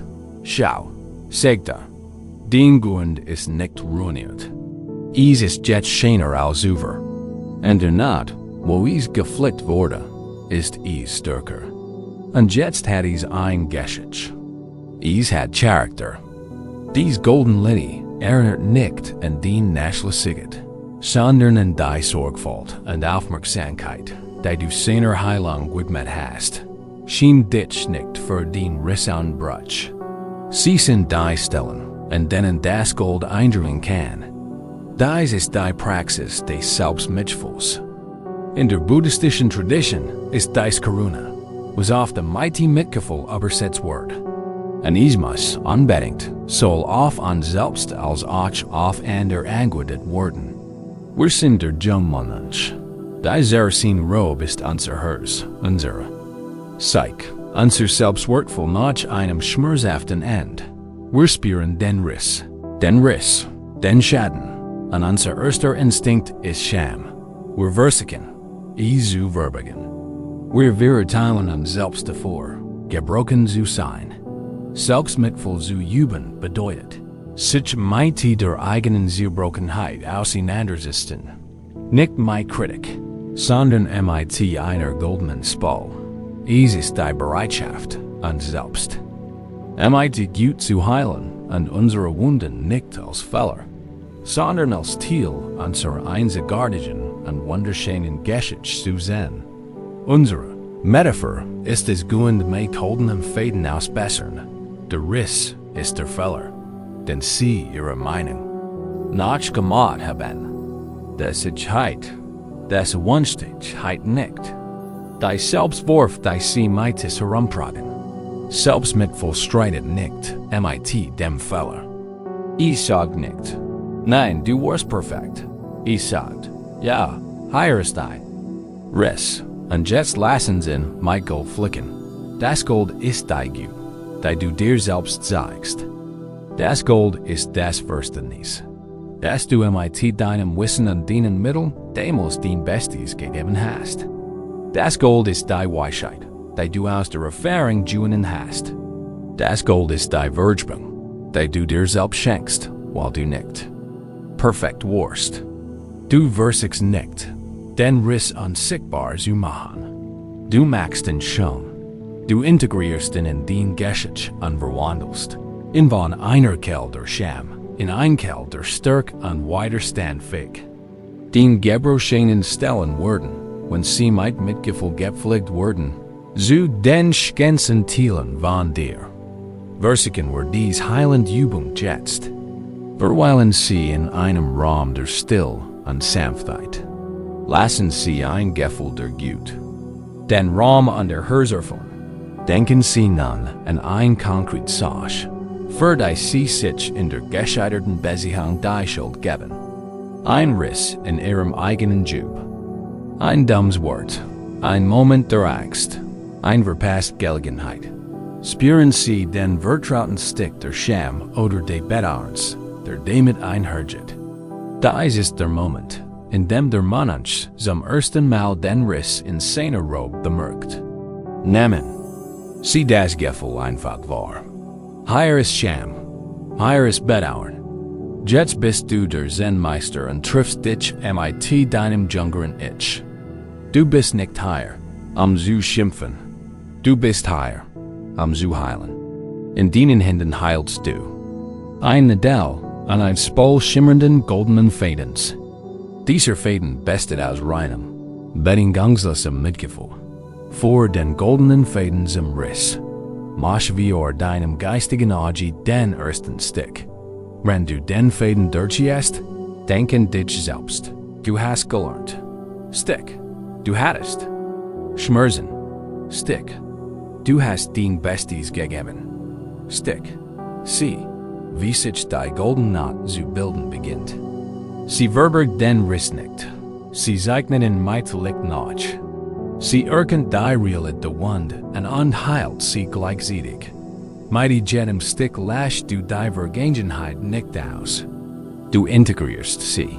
Du transformierst sie. Verfolgst diese Übung einige Augenblick lang. Verfolgst den Selbstwurf mit diesem goldenen Faden des Mitgefühls. Sieh, wie sich die Scham in ein wunderschönes Muster verwandelt. Dieser Makel ist nun ein Zeichen deiner Geschichte, ein Zeugnis deiner Heilungsfähigkeit. Verlieth, der Charakter und tief, beweist, dass du geliebt und gelernt hast. Den Wesen ist nun stärker und wertvoller als zuvor. Du bist nicht gebrochen. Du bist ein Meisterwerk der Kintsugi, das durch die liebvolle Heilung deiner eigenen Wunden noch schöner geworden ist. Wenn wir uns auf den nächsten Schritt vorbereiten, halt das Bild des wunderschönen geflickten Bewandes fest. Spür die Wurm und Kraft dieser goldenen Naht. Sie ist jetzt ein Teil von dir, ein Symbol deiner Widerstandfähigkeit, deiner tiefen Fähigkeit zur Selbstliebe. Behalt dieses Gefühl im Kopf und stell dir dies Mitgefühl in Frage. Wie können den selbstwahrgenommenen Fehler so behoben werden, dass du schöner und widerstandsfähiger wirst? Bevor wir die großen Noten beherrschen in Twern, bevor wir uns den gültigen Bergen der Trauer oder Vergebung stellen können, müssen wir erst einmal einen Ort finden, an dem wir stehen können. Einen ruhigen Ort, einen klaren Ort. Der Geist ist nach einem langen Tag voller Lasten, der Erinnerung an eine Stimme, der Last einer unbeantworteten Frage, dem steckenden Schmerz eines Abschieds. Kein friedlicher Ort ist ein übervollter Raum. Die Ereignis des Tags liegen wie Wegwerfenkleidung auf dem Boden verstreut. Sorgen und Angst stapeln sich in den Ecken unverstorben. Die Luft ist erfüllt vom abgestandenen Jerk des Grubelns, der wiederholten Gespräch und der erneut ausgetragenen Auseinandersetzung. Die Seele zu bitten in einem solchen Raum. Frieden zu finden ist, als würde man einen Gast bitten, sich in einem Haus voller Lärm und Unordnung bekäme auszuruhen. Es ist ein Unglück Aufgabe. Unsere erste Übung. Unser erster Akt tiefer selbstfreundlich auf dieser Reise bestet. Also nicht darin. Mit dem Problem selbst zu ringen. Es geht lediglich darum, den Raum vorzu bereiten, gibt ein alte Geschichte. Nicht von einem großen weißen oder mächtigen Knick, sondern von einem einfachen Mann, einem Hausbesitzer, der in einem kleinen Dorf in einem Tal lebt. Wort hat einen wichtigen Besiger. Keinen Wurdenschur, der Pomp und Zeremonial verlangt, sondern einen weitaus selteneren, viel wertvolleren Gast, den Geist der wahren Ruhe. Wochenlang hat dieser Mensch keinen tiefen, erholsamen Schlaf gefunden. Die Nacht waren lang von Hinunhörwelsen erfüllt, der Kopf ein mehr aus wirbelnden Gedanken. Hat als versigt, Krudelheilmittel, Verschreibungsfähiglichster Kunstmittel, sogar die Geister des Schlafs entfliehen. Da Nistef. Einstags bemerkt ein reisender Mensch die tiefen Falten der Erschwung im Gesicht der Person. Blieb stehen und fragt, sie sahen aus, als würden sie die Last des ganzen Dorfs tragen. Was bedrückt sie? Die Person gestend, ich kann nicht schlafen. Ich find keinen Frieden. In meinem Kopf tobt ein unerbittlicher Sturm. Der Mensch hört geduldig zu, sein Blick ruhig wie ein tiefer Waldteich. Bat wieder einen Zauberspruch noch einen geheimen Trank an. Sagt lediglich, wenn sie den eingesetzten Gast der Welt zu Haus worden, was werden sie tun? Wer wird antwortet die Person? Nun, ich werd mich auf Ankunft vorbereiten. Ich werd den Boden schrubben an die Fenster putzen, bis sie blitzblank sind. Ich werd als Anordnung besiedigen, alle Oberflächen abstauben an die Teppich ausgutteln. Ich werd die Fenster öffnen, damit die Brise den muffigen Jerk vertreiben kann. Und vielleicht werd ich ein einzeln Schönblum in einer Vase auf den Tisch stellen. Ich werd mein Zuhause zu einem Ort der Sauberkeit, Einfachheit und Ruhe machen. Der Mensch lächelt, ein sanftes Wesenslächeln, das seine Augen erreicht. Und dieser Erring ist, den sagt, dieser kostbar Besiger namens Frieden, hat den Raum für seine Ankunft vorbereitet. Oder werdet dass sich inmitten des Chaos ein Zuhause schafft? Der Dorfbewohner stand sprachlos da. Trotz aller Mühe, gut Schlaf zu kommen, hat man überhaupt keine Zeit darauf verwendet, einfach einen Raum zu schaffen, wo Schlafwollen zu verweilen. Der Kampf war eher huselig, ein Kampf gegen die Schlaflosigkeit, als ein innerer Akt. Der KULTIVR am selben Abend versigt die Person nicht zu schlafen. Stattdessen begann sie mit der sanften Arbeit, den inneren Raum vorzubereiten. Die Lehre des Monats wurde zu einer lebendigen Meditation. Das ist der Kern unserer heutigen Praxis. Wir befehlen nicht, dass Frieden einkehrt. Wir verlangen nicht, dass unser Geist verstummt. Wir schaffen einfach liebevoll die Bedingungen, damit Frieden auf natürlich Weise entstehen kann. So wie ein Gärtner keine Blume aus der Erde pflücken kann, aber den Boden bearbeiten, gegen an versonnlicht. Sorgen können auch wir den Garten unseres Geistes pflegen. Beginnen wir jetzt gemeinsam mit dieser sanften Arbeit. Finden Sie eine bequeme Position, die Ihrem Körper signalisiert, dass es Zeit ist, den Tag hinter sich zu lassen. Schließen Sie die Augen oder richten Sie Ihren Blick auf einen Punkt im Raum. Der erste Schritt der Vorbereitung ist der Atem. Nehmen Sie ihn wahr, so wie ist. Ist das Geräusch der Brise, das die abgestandene Luft reinigt. Stellen Sie sich mit jedem Einatmen vor. Sie atmen sauber, frisch und beruhigend Energie ein. Und mit jedem Ausatmen spüren Sie, wie der Staub und die Anspannung des Tages Ihren Körper verlassen. Einatmen, ausatmen und loslassen. Es gibt keinen Ort, an dem man sein kann. Nichts zu lassen. Es gibt nur diesen Raum, diesen Körper, diesen Adam, denken Sie nun an den inneren Raum Ihres Bewusstseins. Beteilen Sie nicht, was Sie dort vorfinden. Vielleicht ist es chaotisch. Vielleicht dunkel. Vielleicht fühlt es sich eng und eng. Es ist in Ordnung.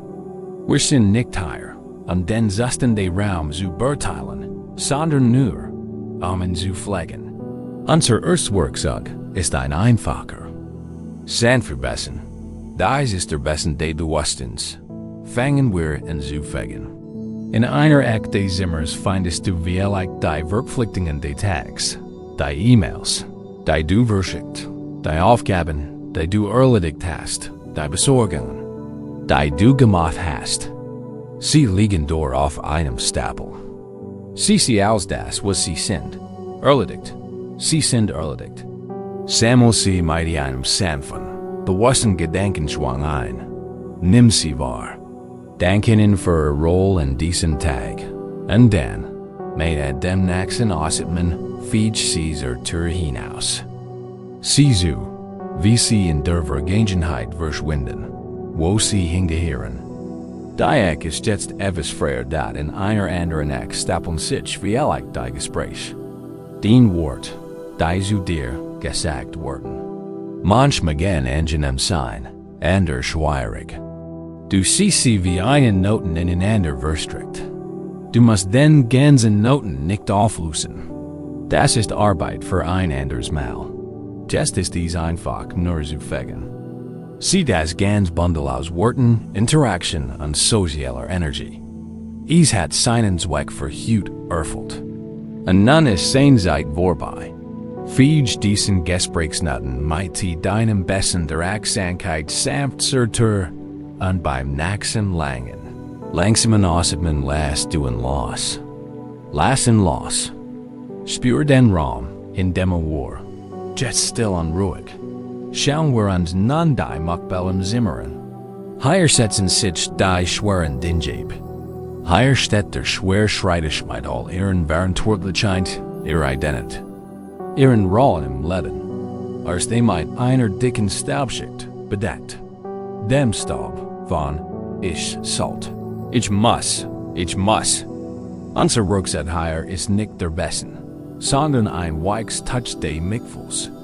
Wischen Sie mit Ihren Gedanken sanft über die Oberfläche des Schreitiges. Innen Sie den Staub der Erwartungen wegwischen, entfernen Sie nicht die Verantwortung, sondern sehen Sie klarer, Sie polieren Sie. Sehen Sie Ihre Rolle als Elternteil, Kind, Partner, Mitarbeiter, Freund. Wischen Sie den Staub der Angst und des Drucks weg, der sich darauf angesammelt hat. Sehen Sie ihn einfach aus das, was ist. Erkennen Sie seine Anwesenheit im Rahmen. Und dann decken Sie ihn für die Not und mit einem schönen, weichen Touch. So, Sie geben ihm Ruhe. Morgen wird es sauber und klar für Sie zu sein. Jetzt sagt erst einmal. Schauen Sie sich noch einmal im Zimmer oft wimmelt es hier von Geistern. Nicht von furchterregenden Geistern, sondern von Geistern der Erinnerung. Der Geist, dem wir hier begegnen, der nie wieder kam, steht vielleicht im Fenster und schaut hinaus. Oder vielleicht sitzt in Ihrem Lieblingssessel. Wir versuchen nicht, einen Geist wegzufinden. Das macht ihn nur noch fester. Stattdessen öffnen wir das Fenster. Stellen Sie sich vor, Sie gehen zum Fenster Ihres inneren Zimmers. Spüren Sie den kühlen Riegel unter Ihren Fingerspitzen. Öffnen Sie ihn weit. Lassen Sie die frische Nachtluft, die Luft des Augenblicks, herinströmen. Die Luft riecht nach kühler Erde, nach fernem Regen, nach stiller Möglichkeit. Diese kühleren Luft verdrängt den Geist nicht. Stattdessen macht sie ihn durchsichtig. Die frische Luft des Augenblicks durchströmt die Erinnerung. Sie kennen die Stern Draugen, S-E-H-E, und durch die Gestalt dessen, den du vermisst. Das ist ein tiefgreifender Wandel. Die Erinnerung blockiert dich nicht länger. Die Realität zu sehen. Sie wird Teil der Atmosphäre, präsent, aber kein Hindernis. Es ist ein Ake zur Integration, nicht der Verbannung. Du lernst, die Luft die jetzt zu atmen, auch wenn die Erinnerung noch da ist. Der Raum fühlt sich heller und frischer und schläglich. Braucht jeder Raum, der für einen Erringest vorbereitet wird, einen einzigen Blickfang, ein einziges, perfektes Geschenk. Dies ist unser Anker für die Nacht. Dies ist der kleine Tisch in der Mitte unseres Zimmers. Als anderes Gefecht, abgestaut oder absteckt. Die Luft ist frisch. Der Raum ist ruhig und wartungsvoll. Jetzt legen wir einen Gegenstand auf diesen Tisch dort. Es kann ein einzelnes Kurs sein. Stellen Sie sich Ihr Flamme vor, ruhig und bestwendig. Dies Flamme ist der innerste Bewusstsein, der Ziel von innen, der immer still ist und immer wacht, egal wie stürmisch es ist. Ihr einzige Aufgabe ist dies, Ihre Aufmerksamkeit sanft auf dies Flamme zu richten. Oder stellen Sie ein einzelne Blume in ein schlicht Vase mit Wasser. Betrachten Sie Ihr Blütenblätter, Ihr Farbe, Ihr Form. Dies Blumen symbolisieren den gegenwärtigen Augenblick in all seiner schlichten, vergänglichen Schönheit. Sie streckt nicht. Sie sorgt sich nicht. Sie ist einfach sein. Ihr einzige Aufgabe ist dies, Ihren Blick auf dies Blumen zu richten. Dies ist die zentrale Lehre. Wir haben die Voraussetzungen für Frieden geschaffen. Der Raum des Geistes, einst überfüllt und abgestanden, ist nun sauber, offen und einladend. Wir haben das große Rätsel unseres Verlusts nicht gelöst. Wir haben wieder Vergebung erzwungen noch alle Antworten gefunden. Wir haben etwas viel Grundlegendes getan. Wir haben einen Raum geschaffen, in dem Heilung passieren wir, haben uns bewusst dazu entschieden, unseren Geist nicht mehr mit dem Lärm der Vergangenheit zu füllen und stattdessen einen Zufluchtsort für die Gegenwart zu schaffen. Rand. Du nun hier liegst und in diesem sauberen, ruhigen Raum ruhst, ist die Einladung einfach. Die Arbeit ist getan. Den Erringest, sei es ein friedlicher Schlaf, ein ruhiges Herz oder ein Moment der Neid, kann nun zu seiner Zeit eintreffen. Du hast den Ziel getan. Du hast den Raum vorbereitet.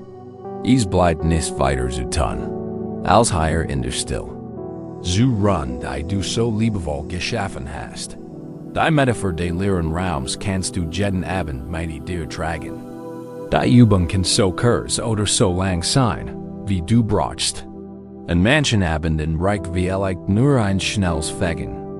An anderen Abenden kann ein gründliche Reinigung erforderlich sein.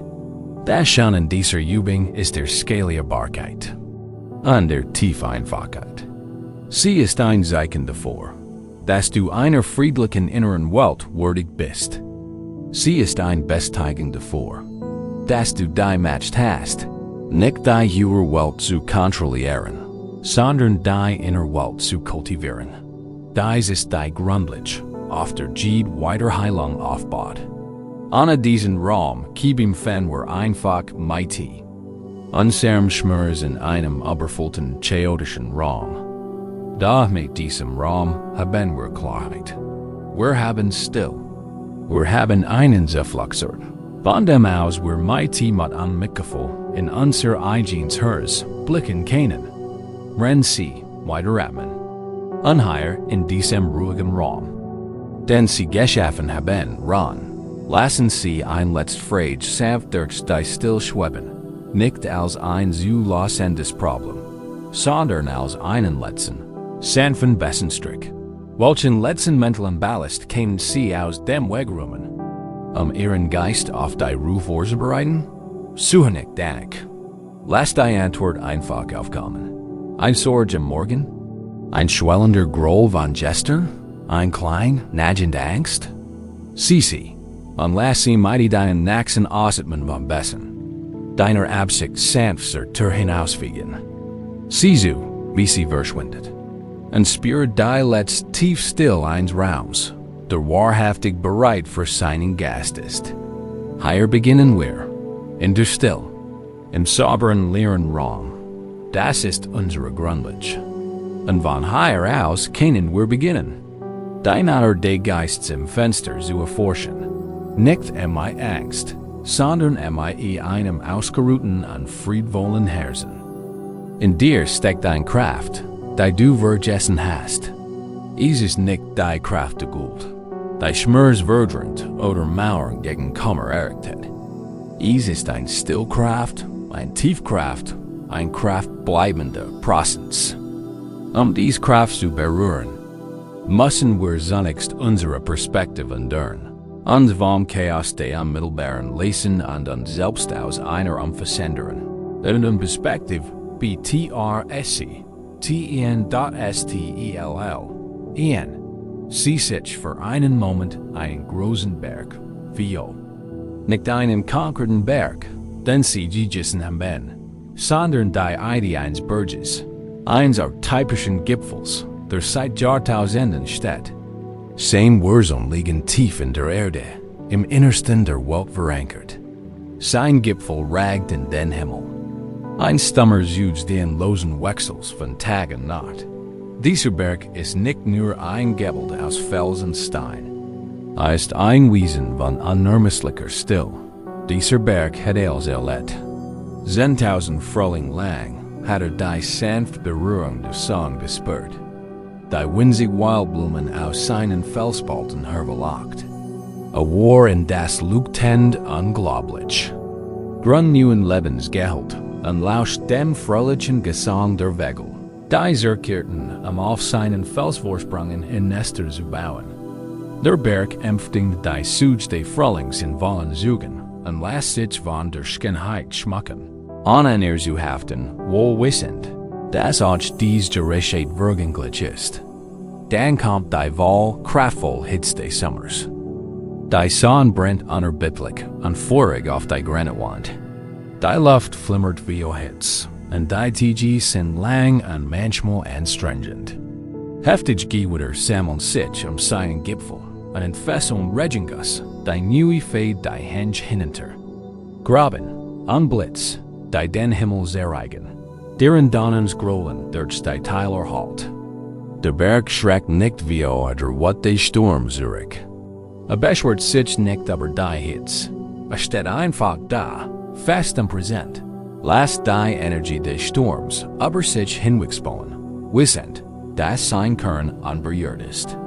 Alas, den Regen sind verborgenen Quellen wieder auffallen und akzeptiert die Rohkraft des Wetters als Teil seiner Geschichte. Ist immer noch der Berg dort, dann kommt der Herbst, ein Zeit des tiefen Loslassens. Der Berg ist in den Lugtenden, herzereinen Farben des Abschieds gedockt, dem feurigen Rot, dem glänzenden Gold, dem tiefen Orange der Boom, die sich in seinen Hängen festklammern. Ein cooler Wind beginnt zu wehen und treibt den. Duft der Wälderung mäht sich, und ein Blatt nach dem anderen elges sich und fällt zu Boden. Der Berg heilt sie alle und lässt sie alle gehen. Beobachtet, wie die Welt einen Harem Lebendigkeit verliert und spürt den langsamen, stillen Rückzug des Lebens. Diese Recht hat eine melancholische Schickenheit, ein Lection in würdevollen Loslassen und der Berg verkörpert. Sie perfekt, betrauert nicht den Verlust der Blätter. Words are still, die sie fallen lässt. Ist immer noch der Berg dort endlich erreicht der Winter den Gipfel. Die Welt ist in Still und Schatten verwandelt.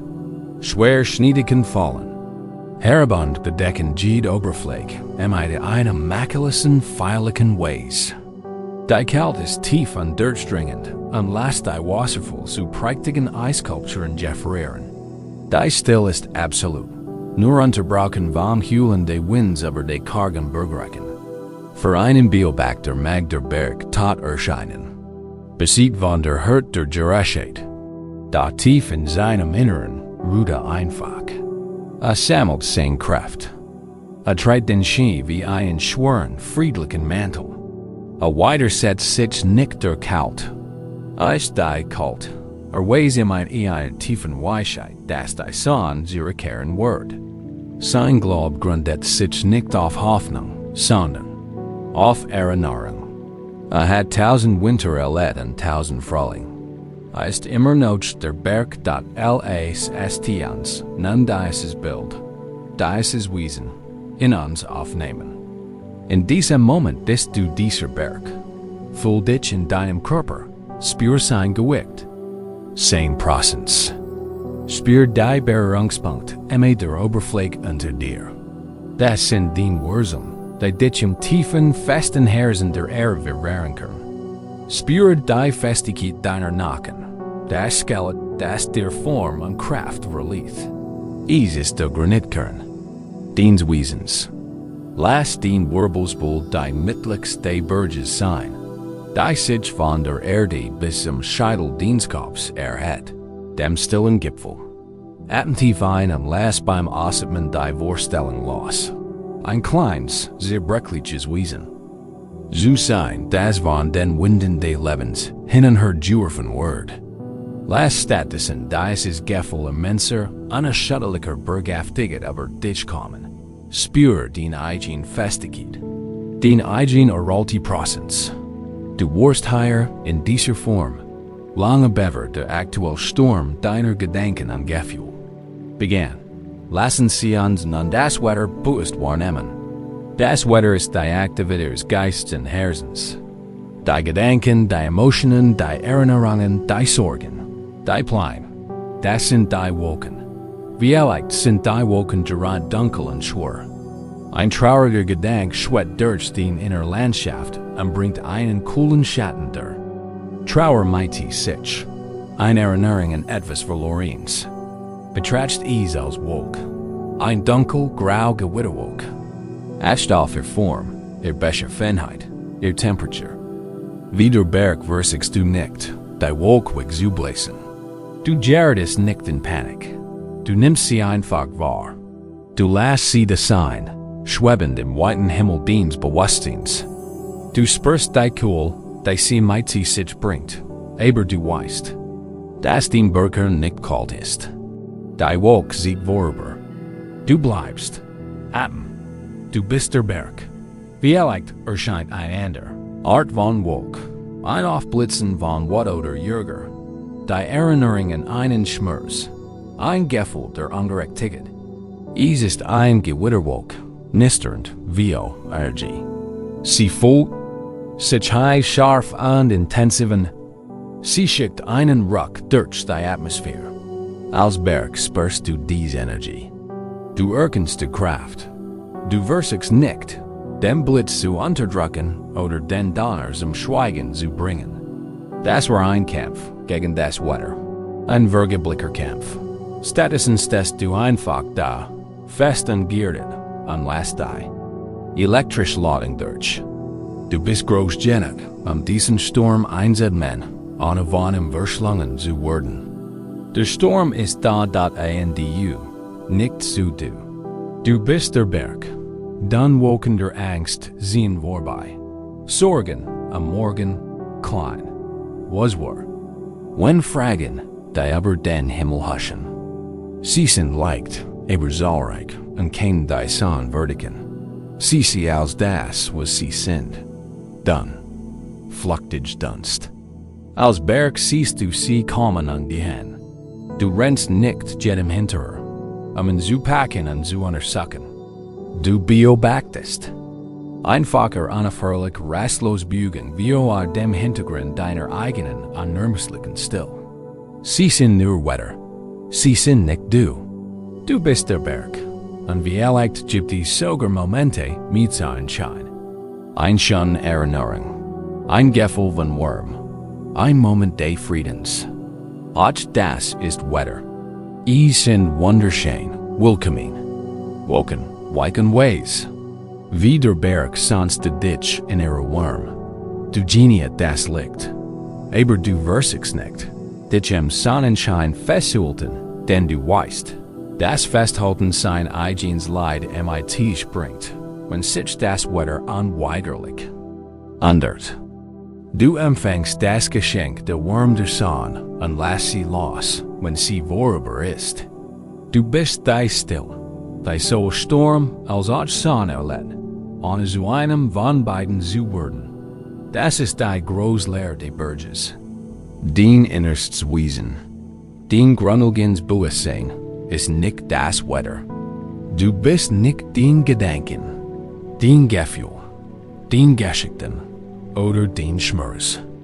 Die sind Fluktigierignis, die durch dich hindurchgehen.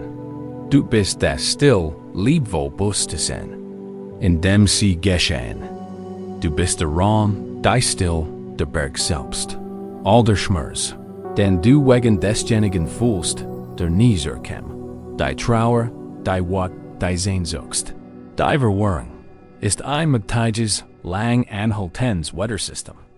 Es ist ein Wintersied. Die sich anfühlt, als wird sie nie enden. Da der Berg weiß es besser. Heilt den Winter an a Widerstand aus. Wissend, dass sein Wesen nicht von Schnee auf seinem Gipfel bestimmt wird, sondern vom unerschütterlichen Felsen darunter. Dem wahres Wesen wird nicht von deiner Trauer bestimmt, sondern von der tiefen, mitfühlenden Still, die dies Trauer trägt. Lass uns einen Moment in dieser Still verweilen. Fühl dich selbst als Berg. Lass die Wokendienst Geist tun. Was sie tun? Lass sie treiben. Lass sie stürmen. Lass sie vorübersehen. Lass dich nicht auf sie ein. Kämpfe nicht gegen sie. Analysier sie nicht. Lass sie einfach das Wetter sein. Und lass den Aufmerksamkeit, den ganzes Selbstgefühl, in dem tiefen, ruhigen, festen Gefühl ruhen. Der Berg zu sein. Spür den tiefen Frieden darin. Der Kampf endet, wenn du dich nicht mehr identifizierst und dich daran erinnerst, dass du der Himmel bist. Der Schmerz lässt nach, wenn du aufhörst, an dich selbst zu glauben. Sind in Sturm und denken sie daran, dass sie der Berg sind, der jedem Sturm standhalten kann. Die Stabilität steht in jederzeit zur Verfügung. In jedem Moment des Tages, wenn sie sich von der Unruhe ihres Herzens oder Geists mitgerissen fühlen, können sie ihn halten. Sie können einen einzigen Atemzug nehmen. Und sie können sich erinnern, ich bin der Berg. Du spürst den Feuer. Auf dem Boden. Den Wirbelsbowl ist aufrecht, dem Prozess solid. Du kannst das Chaos des Wetter sein lassen, an diesen ruhigen, unberührten Ort in deinem Inneren finden.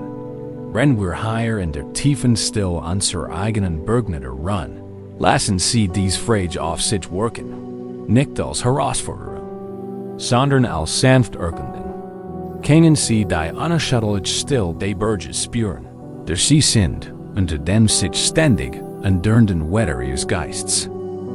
Wenn wir in der tiefen Still des Berges ruhen, kann eine neue Qualität entstehen, sanft und warm wie die ersten Strahlen der Morgendämmerung. Es ist Dankbarkeit. Keine beschwinglich muss eine Dankbarkeit für Großes, sondern ein schlicht, sanft Wertschätzen für die unmittelbar, greifbar Realität dieses Augenblicks. Nachdem wir die Vergangenheit durchlebt, das Durcheinander besiegt und unser Stable mit gefunden haben, können wir nun das ultimative Geschenk empfangen, den einfachen Frieden eines ruhigen Geistes und die schlicht Realität unserer Gegenwärtigen. Sicherheit und Geborgenheit, das ist die Geschichte eines großen Königs, der alles Besses, was sich ein Mann nur wünschen kann. A Besses Pals von unvorstellbar Pracht, traumvolle Gold und Julen, loyal und siegreich Armen und die Währung seines Volks.